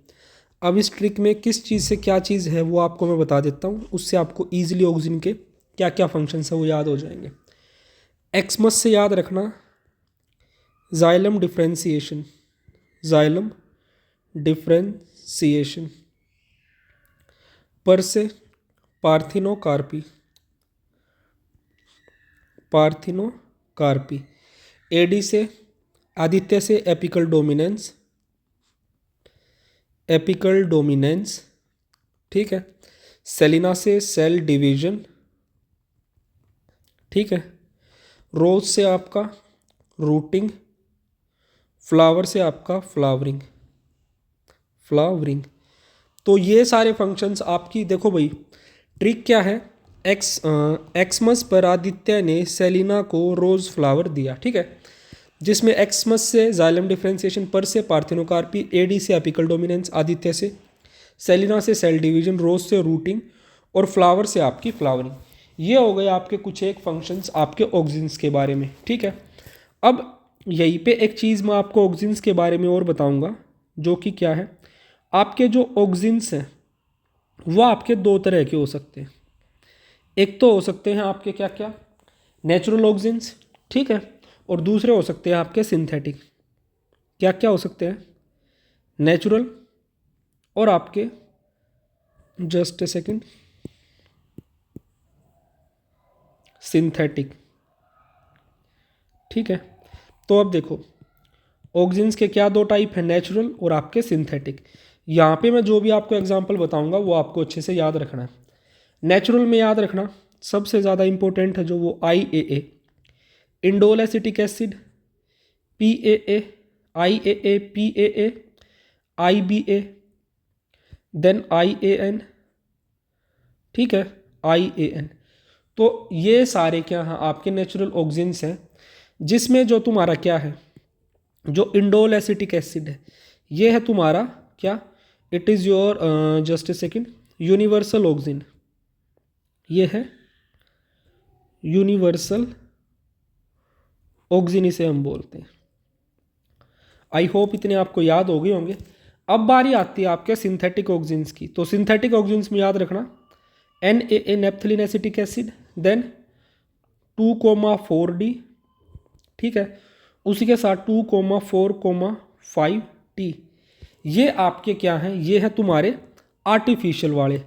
देखो NaA 2,4DT और 2,4,5T, ये सिंथेटिक है। अब इसमें पता है यूजुअली बच्चों को किस में डाउट होता है, जो तुम्हारा NaA है, इसमें कई बार ऐसा लगता है हमें कि ये आपका कैसा है, नेचुरल है। बट इसको क्लियरली याद रखना, जो तुम्हारा NaA है ये सिंथेटिक है, किसी भी तरह का डाउट मत रखना इसमें। ठीक है, तो ऑक्सिन्स में नेचुरल हो गए और सिंथेटिक ऑक्सिन्स हो गए। FW वेंट ने आपके ऑक्सिन्स आपके ढूंढे थे। ठीक है, और अमाइनो एसिड कौन सा था प्रिकर्सर इनका, ये चीज़ें वैसे लिखवा देता हूँ आपकी। किसने डिस्कवर किसने किए थे आपके, अरे भाई ये पता नहीं, हाँ भाई क्या दिक्कत है इसमें, पेज में थोड़ा सा ऊपर शिफ्ट करने के बाद सही लिखा जाएगा। तो डिस्कवर अगर बोले तो डिस्कवर किसने, चलो इस तरफ नहीं लिखवाते, कई बाद में तुम लोगों को ऐसा डाउट रही कि नेचुरल्स की बात हो रही है। यहाँ देखो, अगर डिस्कवर की बात करें तो किसने किए थे डिस्कवर, आपके FW वेंट ने। ठीक है, फिर यहीं पे अगर हम बात करें किस चीज़ की, आपकी अमाइनो एसिड प्रिकर्सर क्या है इनका, अमाइनो एसिड प्रिकर्सर था, अमाइनो एसिड प्रिकर्सर क्या था? Tryptophan, tryptophan. ठीक है, तो ये इतनी चीज़ें याद रखना। और जो तुम्हारे ऑक्सिन्स है ये क्या है? Firstly isolated from human urine, firstly isolated from human urine, human urine. ठीक है, ह्यूमन यूरिन से सबसे पहले एक्सट्रैक्ट किए गए थे। Discovered by Darwin's coleoptile of canary grass, ये आपको पता होगा। ठीक है, अब इसमें एक चीज़ और जो तुम्हें याद रखनी, वो क्या है? वो ये है, जो तुम्हारा 2,4D है, क्या है? 2,4D, it is widely used as herbicide. ठीक है, और ये किल करता है डाइकोट्स प्लांट्स को। Widely used herbicide. ठीक है, वाइडली यूज्ड हर्बिसाइड है। ठीक है, किसको किल करता है? Kill dicot plants, kill dicots. No affect on monocotyledonous, no effect on monocots. Monocots पे आपका 2,4-D का कोई असर नहीं है। यह डाइकोट प्लांट्स को किल करने के लिए आपका यूज़ किया जाता है गार्डनिंग वगैरह में। ठीक है, use to prepare weed free lawns for gardeners. I hope इतनी चीज़ें आपको समझ आई होंगी। एंड फिर यहीं पे एक छोटी सी चीज़ मैं आपको और बताऊंगा जो कि तुम्हें ध्यान से याद रखनी है। ठीक है, देखो क्या है, आपका आगे जब पढ़ोगे ना वहाँ आएगी एक दो चीज़ें। अगर बात करें आपकी पाइनएप्पल की, किसकी? पाइनएप्पल की। अब पाइनएप्पल में आपकी अगर हम बात करें किस चीज़ की, आपकी फ्लावरिंग की, तो पाइनएप्पल में फ्लावरिंग करवाते हैं आपके ऑक्सिन। पाइनएप्पल में क्या? फ्लावरिंग। एक तो फ्लावरिंग की बात आएगी, दूसरी आएगी आपकी फ्रूट सेट की, फ्रूट सेट की। ठीक है, तो किस चीज़ में? देखो, पाइनएप्पल में फ्लावरिंग और फ्रूट सेट। तो पाइनएप्पल में फ्लावरिंग कौन करवाएगा? आपके ऑक्सिन। और पाइनएप्पल में फ्रूट सेट कौन करवाएंगे? आपके इथाइलिन। यहाँ भाई पता नहीं क्या चक्कर है ये। ठीक है, तो ये याद रखना, एक सेकंड। तो पाइनएप्पल में फ्रूट सेट कौन करवा रहा है? आपका इथाइलिन। ठीक है, तो ये याद रखना, ये आपका इंपॉर्टेंट है। पाइनएप्पल की फ्लावरिंग ऑक्सिन, फ्रूट सेट आपका इथाइलिन। और जो तुम्हारे टोमेटोज होते हैं, टोमेटोज में पार्थिनोकार्पी कौन करवाता है? जस्ट ए सेकंड, यहीं पे थोड़ा सा एक्सटेंड कर लेते हैं इसको। जो तुम्हारे क्या है, जो तुम्हारे ऑक्सिन्स हैं ये क्या करवाते हैं? Parthenocarpy, parthenocarpy. और वो भी किस में? आपके टोमेटोज में, पार्थिनोकार्पी इन टोमेटोज। तो भाई इसी के साथ हमारा जो ऑक्सिन वाला पार्ट था वो कंप्लीट होता है। Now we will be moving towards your second, that is your gibberellins. और उससे पहले हम भैया आपका एक पेज ऐड करेंगे यहाँ पे, just a second, new page. चलो एक और ऐड कर लेते हैं। ठीक है, तो देखो, अरे यार एक सेकंड, एक सेकंड।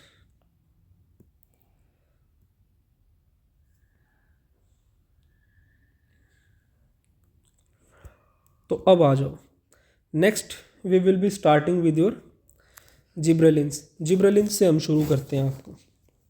ठीक है, तो दूसरे हैं आपके जिब्रेलिन्स।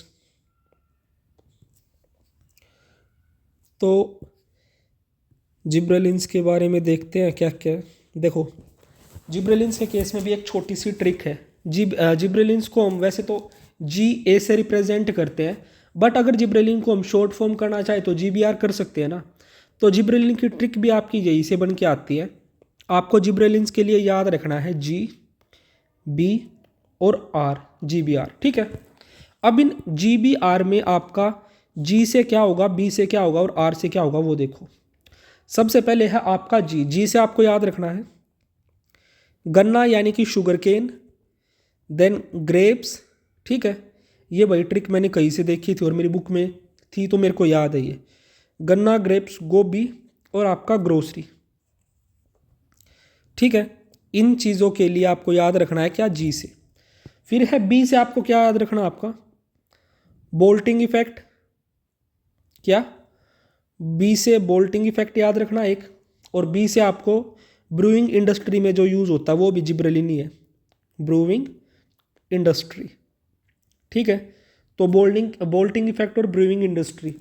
और आर से फिर आपको याद रखना है क्या, रोजेट। ठीक है, रोजेट। तो अगर ये सारी चीज़ें आपसे पूछी जाएं तो सिंपली आपको क्या याद रखना है कि आपके जिब्रेलिन्स की बात हो रही है। अब जिब्रेलिन्स के बारे में जो भी इंपॉर्टेंट चीज़ें हैं, पॉइंट्स हैं, मैं बता देता हूँ आपको। सबसे पहले जो GA3 was the first gibberellin to be discovered, was the first to be discovered. ठीक है, जो जिब्रेलिन A3 था वो सबसे पहले आपका डिस्कवर किया गया था, तो ये काफ़ी इंपॉर्टेंट है। जिब्रेलिन में सबसे पहले कौन सा डिस्कवर किया गया, GA3 was the first to be discovered. उसके बाद जिब्रेलिन्स का जो मेजर फंक्शन है वो क्या है, ये आपके प्लांट की लेंथ इंक्रीज करते हैं, लंबाई इंक्रीज करते हैं। Increase in length of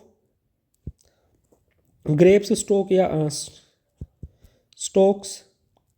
stock of grapes. ठीक है, तो क्या फंक्शन है, जो जिब्रेलिन्स हैं उनका मेजर काम है लेंथ इंक्रीज करना, लंबाई में आपकी इंक्रीज करवाना। ठीक है, उसके अलावा आपके जिब्रेलिन्स और क्या फंक्शन करते हैं वो देखो भाई। ये आपका क्या करते हैं, प्रमोट करते हैं early maturity and early seed production. Early maturity and early seed production. ये काम भी आपके कौन करवाते हैं, जिब्रेलिन्स करवाते हैं। ठीक है, देन उसके अलावा ये ओवरकम करते हैं आपकी नेचुरल जो आपकी क्या है, डोरमेंसी को। नेक्स्ट लिख सकते हैं हम क्या, ओवरकम नेचुरल डोरमेंसी। ये डोरमेंसी को ओवरकम करते हैं। ठीक है, देन इसके अलावा आपकी जो चीज़ें हैं वो हम देखते हैं बाकी क्या क्या फंक्शंस हैं। और देखो भाई, इसके बाद नेक्स्ट आ जाएगा आपका क्या, just a second, next function आ जाएगा इनका, हास्टन करते हैं मैच्योरिटी पीरियड को। वैसे लिख सकते हैं मैच्योरिटी को जल्दी करवाते हैं, हास्टन्स maturity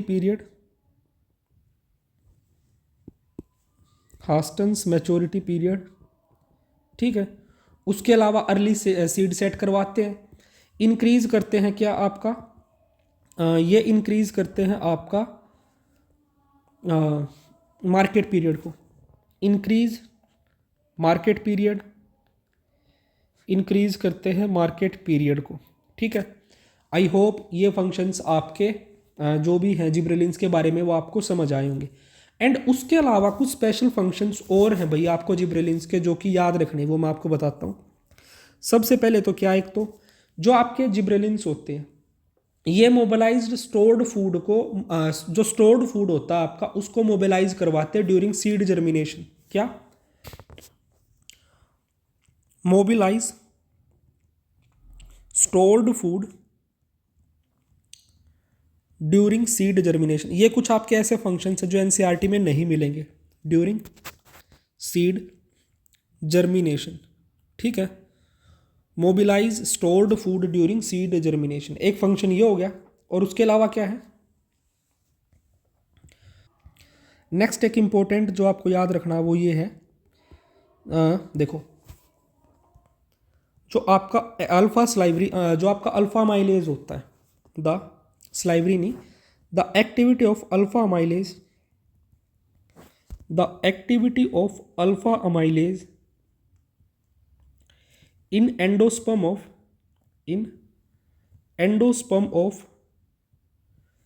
germinating seed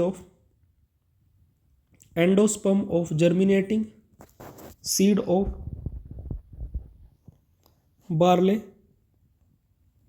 is induced by gibberellins, by gibberellins. ठीक है। जो अल्फा अमाइलेज की जो एक्टिविटी है एंडोस्पर्म, आपके जर्मिनेटिंग सीड के एंडोस्पर्म पे, वो भी आपके जिब्रेलिन्स ही इंड्यूस करवाते हैं। ठीक है। उसके अलावा जो आपकी सब एपाइकल एलोंगेशन इन प्लांट्स है, उसके लिए भी आपके जिब्रेलिन्स ही रिस्पॉन्सिबल होते हैं। क्या? सब एपाइकल इलोंगेशन, देखो वही है, थोड़ा सा पता है फंक्शन तो आपका सेम ही है कि लेंथ इंक्रीज कर रहे हैं, बट यहाँ पे वर्ड्स को थोड़ा सा चेंज कर दिया, वर्ड्स का यहाँ पे गेम है। तो यहाँ पे कर दिया सब एपाइकल एलोंगेशन इन प्लांट्स, ये भी आपके जिब्रेलिन्स करवाते हैं। ठीक है। तो कई बार थोड़ी सी आपकी वोकैब भी हेल्प करती है आपको क्वेश्चन को सोल्व करवाने में। आपको आई होप ये चीज़ें समझ आ गई होंगी। एंड GA3 क्या था? GA3 आपका was the first to be discovered था। एंड जो ब्रूविंग जो क्या है जो तुम्हारी ब्रूविंग इंडस्ट्री है, जिसमें माल्टिंग प्रोसेस में जो आपका जिब्रेलिन यूज़ होता है, वो भी आपका क्या है? GA3 ही है। याद रखना brewing industry, just a second, brewing industry में माल्टिंग प्रोसेस में आपका क्या यूज़ होता है? आपका GA3 यूज़ किया जाता है। ठीक है। ये भी आपको अच्छे से याद रखना है। ब्रूविंग इंडस्ट्री में माल्टिंग में क्या यूज़ होता है? आपका GA3। तो आपको पता चल गया होगा कि जिब्रेलिन्स का जो मेजर फंक्शन है वो क्या है? लेंथ को इंक्रीज करवाना। इसके बाद थर्ड आपके आ जाते हैं क्या? साइटोकाइनिन्स। साइटोकाइनिन्स, तो देखो भाई, साइटोकाइनिन्स में भी एक छोटी सी हम ट्रिक ही देखेंगे जिससे आपको फंक्शंस आपके याद हो जाएंगे। तो आपके जो साइटोकाइनिन्स, इनके बारे में थोड़ी चीज़ें आपको ऑलरेडी पता है कि आपके एक साइंटिस्ट थे ई कुरोसावा, जिन्होंने आपके फंगल पैथोजन जिब्रेला फ्यूजिकोरिया से यहाँ से आपका एक्सट्रैक्शन हुआ था। ठीक है। अब साइटोकाइनिन्स का सिंपली मतलब क्या होता है? ये क्या करवाते हैं? ये आपका साइटोकाइनेसिस करवाते हैं। साइटोकाइनेसिस प्रमोटिंग सब्सटेंस होते हैं। साइटोकाइनिन्स क्या होते हैं आपके? These are your cytokinesis promoting substance. Cytokinesis promoting substance यानी कि साइटोकाइनेसिस यानी कि आपका जो आपका क्या करवा दे? सेल डिवीजन करवा दे। साइटोकाइनेसिस यानी कि आपकी सेल डिवीजन। तो आपके साइटोकाइनिन्स आपकी सेल डिवीजन करवाते हैं। एंड यहीं पे याद रखना, cytokinesis promoting substance, cytokinesis promoting substance discovered from the autoclaved herring sperm DNA known as kinetin by Miller. क्या? Cytokinesis promoting substance, cytokinesis promoting substance discovered from the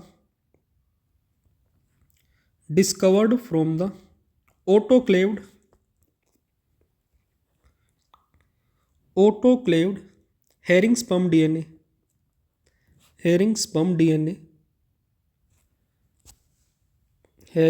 DNA known as, जिसको हमने क्या नाम दिया था? आपका नाम दिया गया था उसको काइनेटिन। ठीक है। और किसने?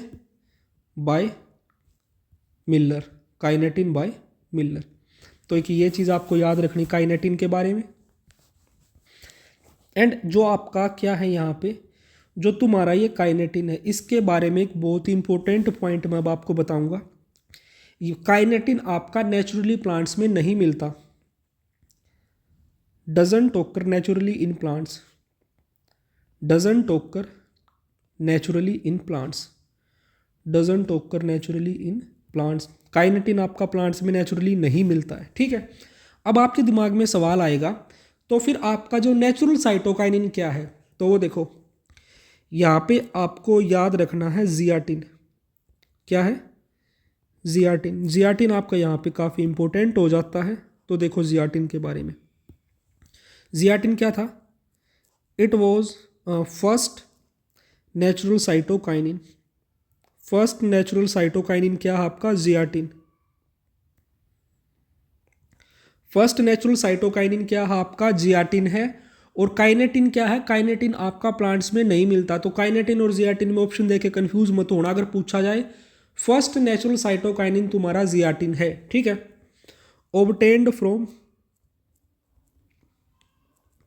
obtained from unripe maize grains, unripe maize grains, मेज ग्रेन्स, ठीक है। और ये आपका कहाँ मिलता है? Also found in coconut milk, also found in coconut milk. I hope यहाँ तक आपको साइटोकाइनिन्स के बारे में जो भी चीज़ें बताई गई होंगी वो आपको समझ आई होगी। अब देखो एक दो फंक्शंस मैं आपको बताता हूँ इनके साइटोकाइनिन्स के। साइटोकाइनिन्स ओवरकम करते हैं एपिकल डोमिनेंस को, ओवरकम एपिकल डोमिनेंस। देखो ऑक्सिन थे वो एपिकल डोमिनेंस को करवाते थे और साइटोकाइनिन्स है एपिकल डोमिनेंस को हटवाते हैं। Overcome apical dominance. देखो जितना कोरिलेट करके चीज़ों को याद रखोगे उतना बेटर याद रहेगी, ठीक है। अब देखो और एक पॉइंट आपको याद रखना है, cytokinin, cytokinin help in help to delay senescence, senescence by promoting cell division and growth, cell division and growth. यानी कि जो आपके क्या है, जो आपके साइटोकाइनिन्स है वो करवाते हैं आपका मोर्फोजेनेसिस, मोर्फोजेनेसिस, ठीक है। और आपके जो साइटोकाइनिन्स है ये क्या करवाते हैं? प्रमोट करते हैं nutrient mobilisation, promote nutrient mobilisation, mobilisation, ठीक है। एंड यहीं पे एक चीज़ और याद रखनी है आपको, जो आपका लीफ फॉल होता है, leaf fall can be prevented by, leaf fall can be prevented by cytokinins, cytokinins, ठीक है। तो देखो यहाँ पे काफ़ी सारे फंक्शंस आपको साइटोकाइनिन के पता चल गए, क्या क्या? ओवरकम करते हैं एपिकल डोमिनेंस को, हेल्प टू डिले सेनिसेंस करते हैं, ठीक है। देन आपका मोर्फोजेनेसिस करवाते हैं, देन आपका न्यूट्रिएंट मोबिलाइजेशन करवाते हैं। ये विजिबल नहीं है भाई, जस्ट ए सेकंड, कोई लाइट कलर यूज़ करते हैं। न्यूट्रिएंट मोबिलाइजेशन करवाते हैं, ठीक है। देन आपका लीफ फॉल को भी प्रिवेंट कर सकते हैं by the help of cytokinins. So guys I hope यहाँ तक जितनी चीज़ें आपको बताई गई हैं वो आपको समझ आई होंगी। अब देखो, अब एक छोटी सी चीज़ देखो, यहाँ पे आपका साइटोकाइनिन और ऑक्सिन्स के रिगार्डिंग, जस्ट ए सेकंड, एक टेबल टाइप में हम बना लेते ताकि अच्छे से हम समझ पाए। देखो भाई, अगर आपका ऑक्सिन और साइटोकाइनिन की कंसंट्रेशन सेम होगी तो ये क्या प्रमोट करवाएंगे? ये प्रमोट करवाएंगे आपका कैलस फॉर्मेशन। क्या होगा आपका? कैलस फॉर्मेशन, कैलस फॉर्मेशन, ठीक है। नो डिफ्रेंसिएशन, कुछ डिफ्रेंशिएट नहीं होगा, सिर्फ आपका कैलस फॉर्मेशन ये करवाएंगे, नो डिफ्रेंसिएशन, ठीक है। Just a second. Then second condition आपकी क्या हो सकती है? ऑक्सिन ज़्यादा होंगे आपके साइटोकाइनिन से, तो उस कंडीशन में ये क्या करवाएंगे? आपका रूट फॉर्मेशन को प्रमोट करेंगे, root formation. Then third condition आपकी हो सकती है, जब ऑक्सिन कम होंगे साइटोकाइनिन ज़्यादा होंगे, तो इस कंडीशन में क्या होगा? आपका शूट फॉर्मेशन या शूट डिफ्रेंसिएशन करवाएंगे, शूट डिफ्रेंसिएशन, शूट डिफ्रेंसिएशन करवाएंगे, ठीक है। आई होप ये तीनों कंडीशंस आपको अच्छे से समझ आ गई होंगी, ठीक है। जब ऑक्सिन और जस्ट ए सेकंड, ऑक्सिन और साइटोकाइनिन की कंसंट्रेशन आपकी क्या होगी? सेम होगी, इक्वल होगी दोनों की, तो उस टाइम पे आपका क्या होगा? Callus formation, no differentiation. और जब आपकी किसकी कंसंट्रेशन, जब ऑक्सिन्स की कंसंट्रेशन ज़्यादा होगी तो होगा रूट फॉर्मेशन। और जब आपकी क्या होगी? थर्ड आपकी जो साइटोकाइनिन्स उनकी कंसंट्रेशन ज़्यादा होगी तो आपका क्या होगा? Shoot differentiation. So guys I hope यहाँ तक आपको साइटोकाइनिन्स के बारे में जितनी चीज़ें बताई वो सारी समझ आ गई होंगी। Now we will be moving towards ethylene. तो फोर्थ है आपका क्या, 3 हो चुके हैं आपके, 3 पीजीआर हो गए। फोर्थ है आपका इथाइलिन। ठीक है, तो इथाइलिन के केस में भी वही हम एक छोटी सी ट्रिक जैसा ही कुछ याद रखेंगे। ठीक है, तो देखो इथाइलिन के केस में आपको क्या याद रखना है, एफ और एम। अब इस एफ से क्या होगा, एम से क्या होगा, वो सारी चीज़ें मैं आपको बताता हूँ, जस्ट ए सेकेंड। तो देखो सबसे पहले एफ से याद रखना है आपको फ्लावरिंग, आपकी इथाइलिन फ्लावरिंग करवाएगी। देन आपका fruit maturation, fruit maturation, fruit maturation. Then just a second, वही जस्ट ए सेकेंड। देन आपका फीमेलनेस, यानी कि फीमेल फ्लावर्स का प्रोडक्शन या जो फीमेल का इंडक्शन होगा वो आपका इथाइलिन करवाएगी। जो फीमेल फ्लावर होंगे वो ज़्यादा होंगे आपके इथाइलिन के इफेक्ट की वजह से। फिर है आपका एम से आपको याद रखना मोटा, यानी कि जो आपकी इथाइलिन है वो करवाएगी हॉरिजॉन्टल ग्रोथ, हॉरिजॉन्टल, हॉरिजॉनल नहीं सॉरी, हॉरिजॉन्टल, हॉरिजॉन्टल ग्रोथ। देखो जो तुम्हारे जिब्रेलिन्स थे वो वर्टिकल ग्रोथ करा रहे थे और इथाइलिन है वो तुम्हारी हॉरिजॉन्टल ग्रोथ करवा रहे हैं। एंड यहीं पे याद रखना swelling of axis, swelling of axis. तो ये जो आपकी देखो एक चीज़ देखो, इस तरह जो लंबाई में ग्रोथ थी, वर्टिकल जो ग्रोथ थी, ये कौन करवा रहे थे, आपके जिब्रेलिन्स। और जो आपकी हॉरिजॉन्टल ग्रोथ है ये कौन करवा रही है, आपकी इथाइलिन। ठीक है, तो ये आपको याद रखनी है। अब इथाइलिन के बारे में हमें ऑलरेडी क्या क्या पता है। जो आपकी इथाइलिन है synthesised from methionine amino acid से बनती है। ठीक है, क्या क्या, synthesised from, synthesised from methionine. Methionine आपका एक सल्फर कंटेनिंग अमाइनो एसिड होता है और ये प्रमोट करती है एपिकल डोमिनेंस। देखो भाई जस्ट ए सेकेंड, जितने भी फंक्शंस लिखवाए जाएं आपके उस साथ की साथ याद रखने, प्रमोट एपिकल डोमिनेंस। ठीक है, प्रमोट एपिकल डोमिनेंस। देन उसके बाद जो आपकी इथाइलिन है वो इंड्यूस करती है एपिनेस्टी। क्या, इंड्यूस एपिनेस्टी, इंड्यूस एपिनेस्टी। अब एपिनेस्टी क्या होता है वो देखो भाई, एपिनेस्टी का मतलब होता है ग्रेविटी की तरफ सेंसिटिविटी होती है और डिक्रीज हो जाती है। एपिनेस्टी यानी कि decreased sensitivity, decreased sensitivity towards gravity, to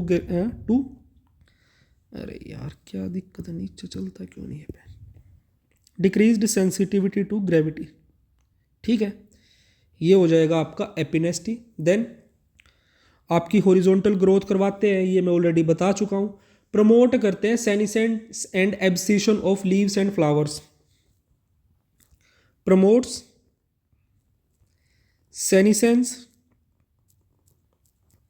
promote senescence and abscission of flowers। ठीक है, अब फ्लावर्स एंड आपके लीव्स। देन इसके अलावा एनहांस करते हैं respiration rate, enhance respiration rates, enhance respiration rates during fruit ripening, during just a second, during fruit ripening, during fruit ripening known as respiratory climatic, respiratory climatic। और एक मैं already आपको पहले ही बता चुका हूँ, आपके पाइनएप्पल्स में क्या, फ्रूट सेट इन पाइनएप्पल्स, फ्रूट सेट इन पाइनएप्पल्स। ठीक है, ये स्टार्टिंग में ही मैंने बता दिया था आपका। उसके अलावा प्रमोट करते हैं फीमेल फ्लावर्स इन कुकुम्बर्स। क्या, promote female flowers, female flowers in cucumbers. तो ये भाई आपके इथाइलिन के कुछ मेजर फंक्शंस थे जो कि आपको याद रखने, और आपकी मैंगो में आपकी फ्लावरिंग को प्रमोट करते हैं। ठीक है, फ्लावरिंग का आपका एग्जांपल यहाँ पे मैंगो दे रखा है एनसीईआरटी में। तो ये सारी चीज़ें आपको अच्छे से याद रखनी है। क्या इंड्यूस करते हैं आपकी, सॉरी दिस इज फीमेलनेस, यानी कि फीमेल फ्लावर्स को इंड्यूस करेंगे ये। अब इसके बाद हमारा जो लास्ट पीजीआर बचता है वो है आपका क्या, abscisic acid, that is your fifth PGR, abscisic acid. तो एब्सिसिक एसिड के बारे में देखो भाई, मेजरली जो आपका एब्सिसिक एसिड है ये ग्रोथ इनहिबिटर है। क्या है, एब्सिसिक एसिड है आपका इनहिबिटर। इनहिबिटर किस किस चीज़ का, ग्रोथ का इनहिबिटर है, आपका मेटाबॉलिज्म का इनहिबिटर है, उसके अलावा आपका सीड जर्मिनेशन का, सीड जर्मिनेशन, ठीक है। एंड आपका देखो इन सब चीज़ों को ये इनहिबिट करता है।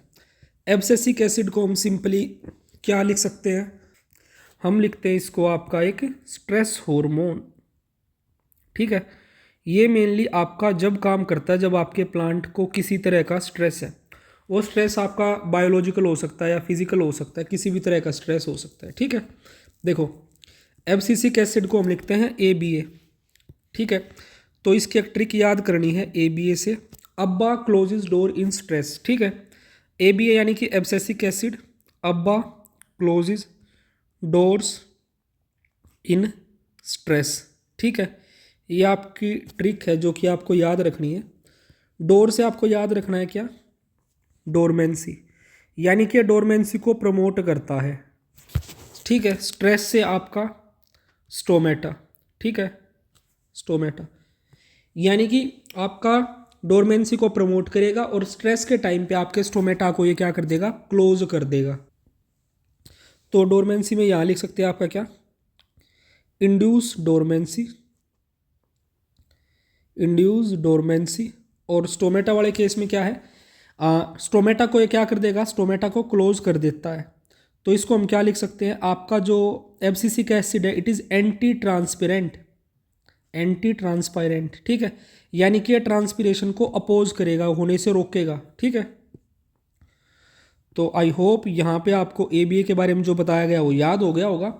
एंड जो आपका ABA होता है, ABA यानी कि abscisic acid, ABA is antagonistic है। ये आपका क्या है, एंटागोनिस्टिक टू, एंटागोनिस्टिक टू आपका AGA। ठीक है, ABA एंटागोनिस्टिक टू AGA, यानी कि जो आपका एब्सिसिक एसिड है क्या, ABA एंटागोनिस्टिक है G यानी कि आपके जिब्रेलिन्स के, G is for your gibberellins. ठीक है, ये आपके जिब्रेलिन्स का क्या है, एंटागोनिस्टिक है। ये याद रखना, एंटागोनिस्टिक यानी कि अपोजिट फंक्शन करेगा, उसके अपोजिशन में। तो भाई अभी हमारे एक दो छोटे मोटे टॉपिक्स और रहते हैं तो हमें पेज और ऐड करने पड़ेंगे, 2 पेज हम ऐड कर लेते हैं। Just a second. तो देखो भाई अब आ जाते हैं फोटो पीरियोडिज्म पे। तो देखो भाई आपका फोटो पीरियोडिज्म क्या होता है,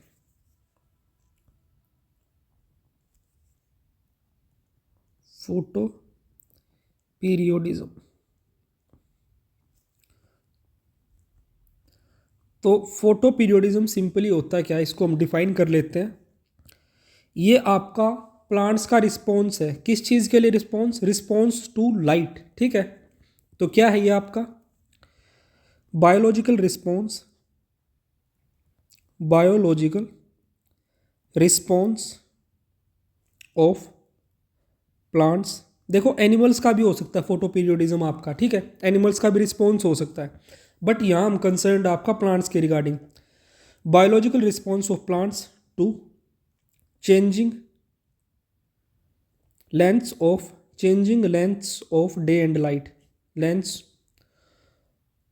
of day and night, day and night throughout the seasons,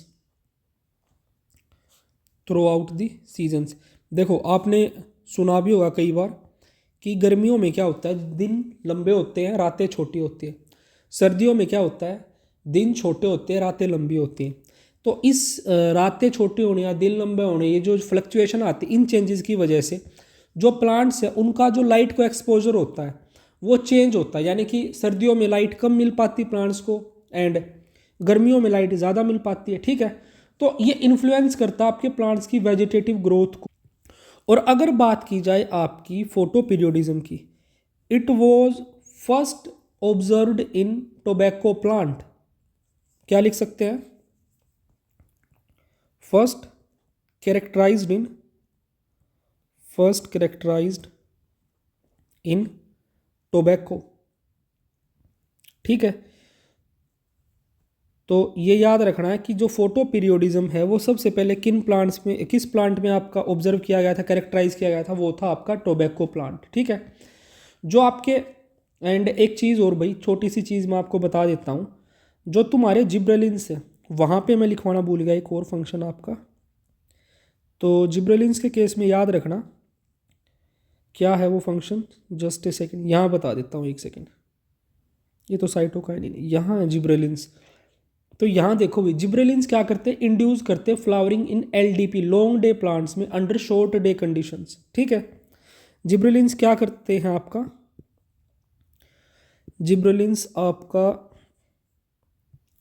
gibberellins का ये फंक्शन याद रखना आपका, इंड्यूस फ्लावरिंग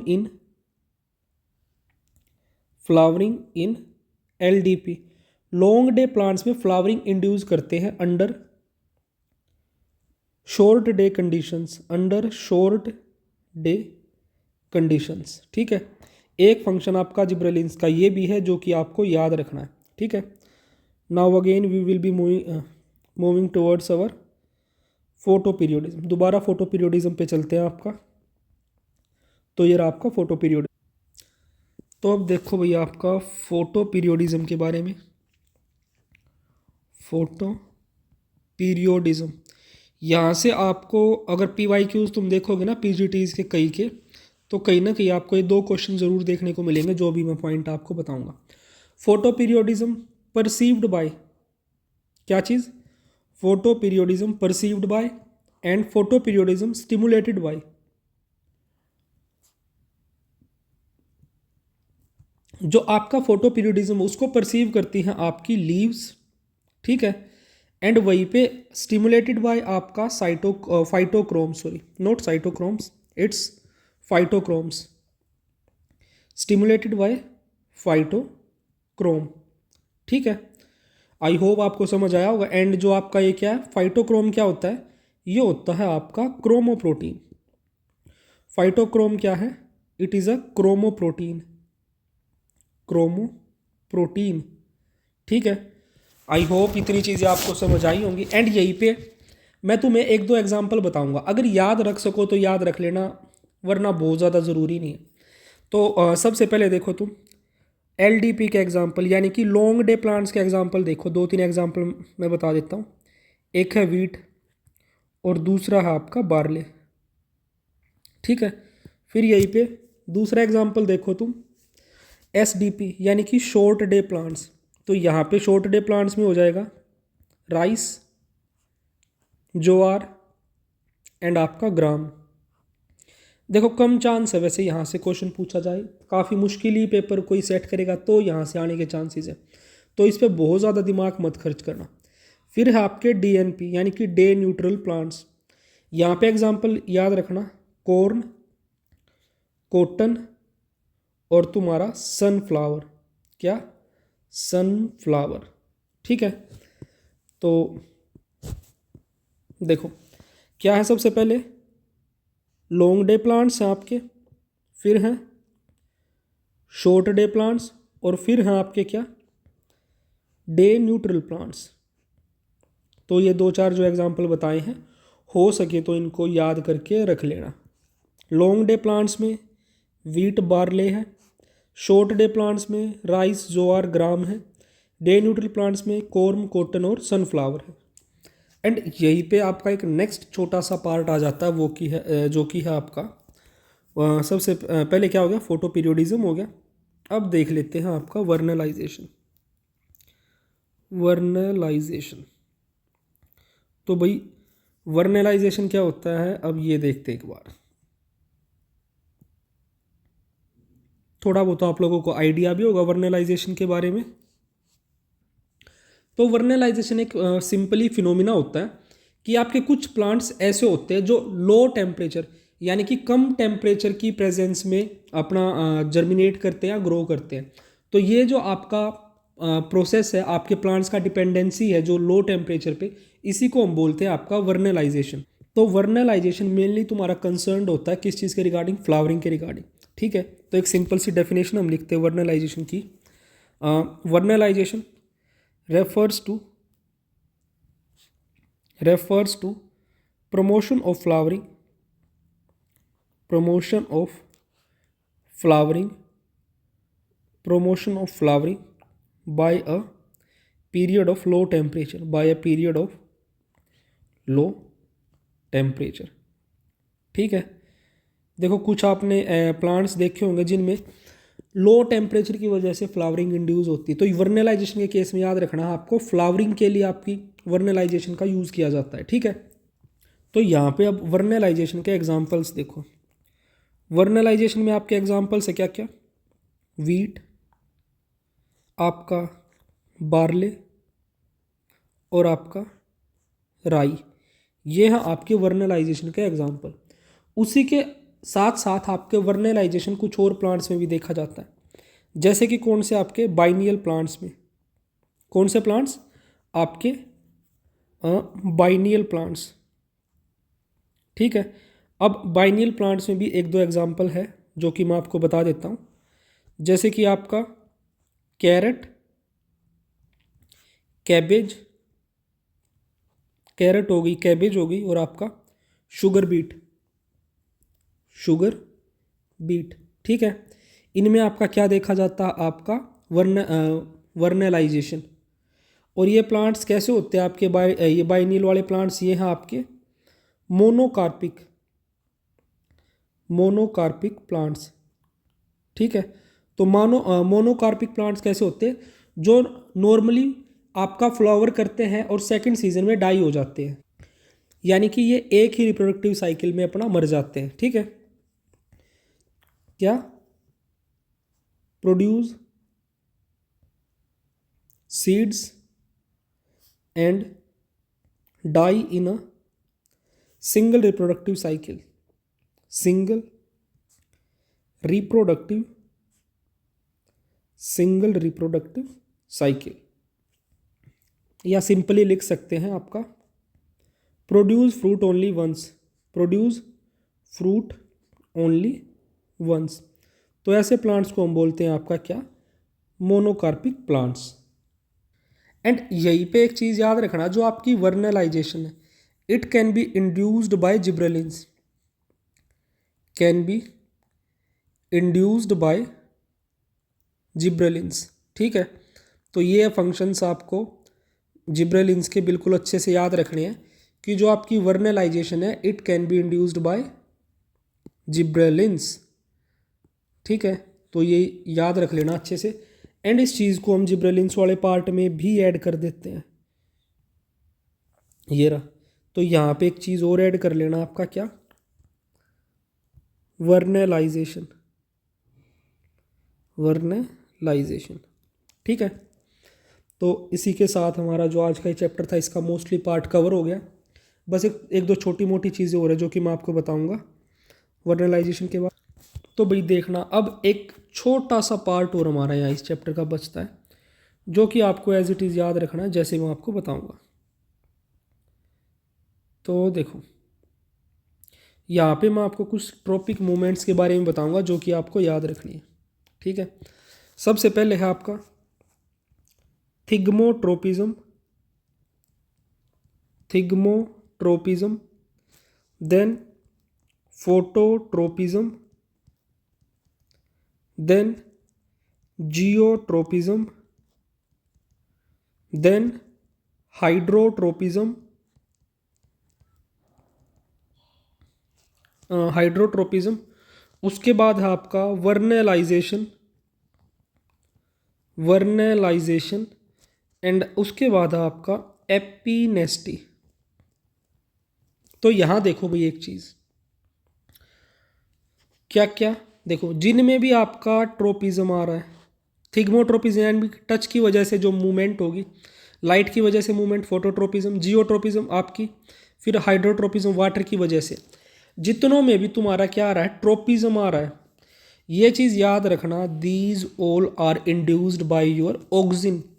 ठीक है, किसकी वजह से होते हैं आपके, ऑक्सिन की वजह से। ठीक है, ये वाली ट्रोपिक मूवमेंट सारी ऑक्सिन की वजह से। फिर बात आती है आपकी किसकी, next is your vernalization. Vernalization के केस में आपको क्या याद रखना है, आपके जिब्रेलिन्स, जिब्रेलिन्स। ठीक है, एंड लास्ट में हमारे पास बच जाता है क्या, we are left only with epinasty. Epinasty induce करवाते हैं आपके क्या, इथाइलिन, ई से एपिनेस्टी, ई से इथाइलिन। सो गाइज, इसी के साथ हमारा चैप्टर कंप्लीट हुआ। अगर आपको आज का वन शॉट पसंद आया हो तो लाइक शेयर सब्सक्राइब करना बिल्कुल ना भूले, और भाई कमेंट करके ज़रूर बता दिया करो कि कंटेंट आप लोगों को कैसा लग रहा है, ताकि मोटिवेशन मिल पाए और आप लोगों के लिए कंटिन्यूसली कंटेंट आता रहे। एंड कमेंट करना, लाइक शेयर सब्सक्राइब करना, and stay tuned for the next one.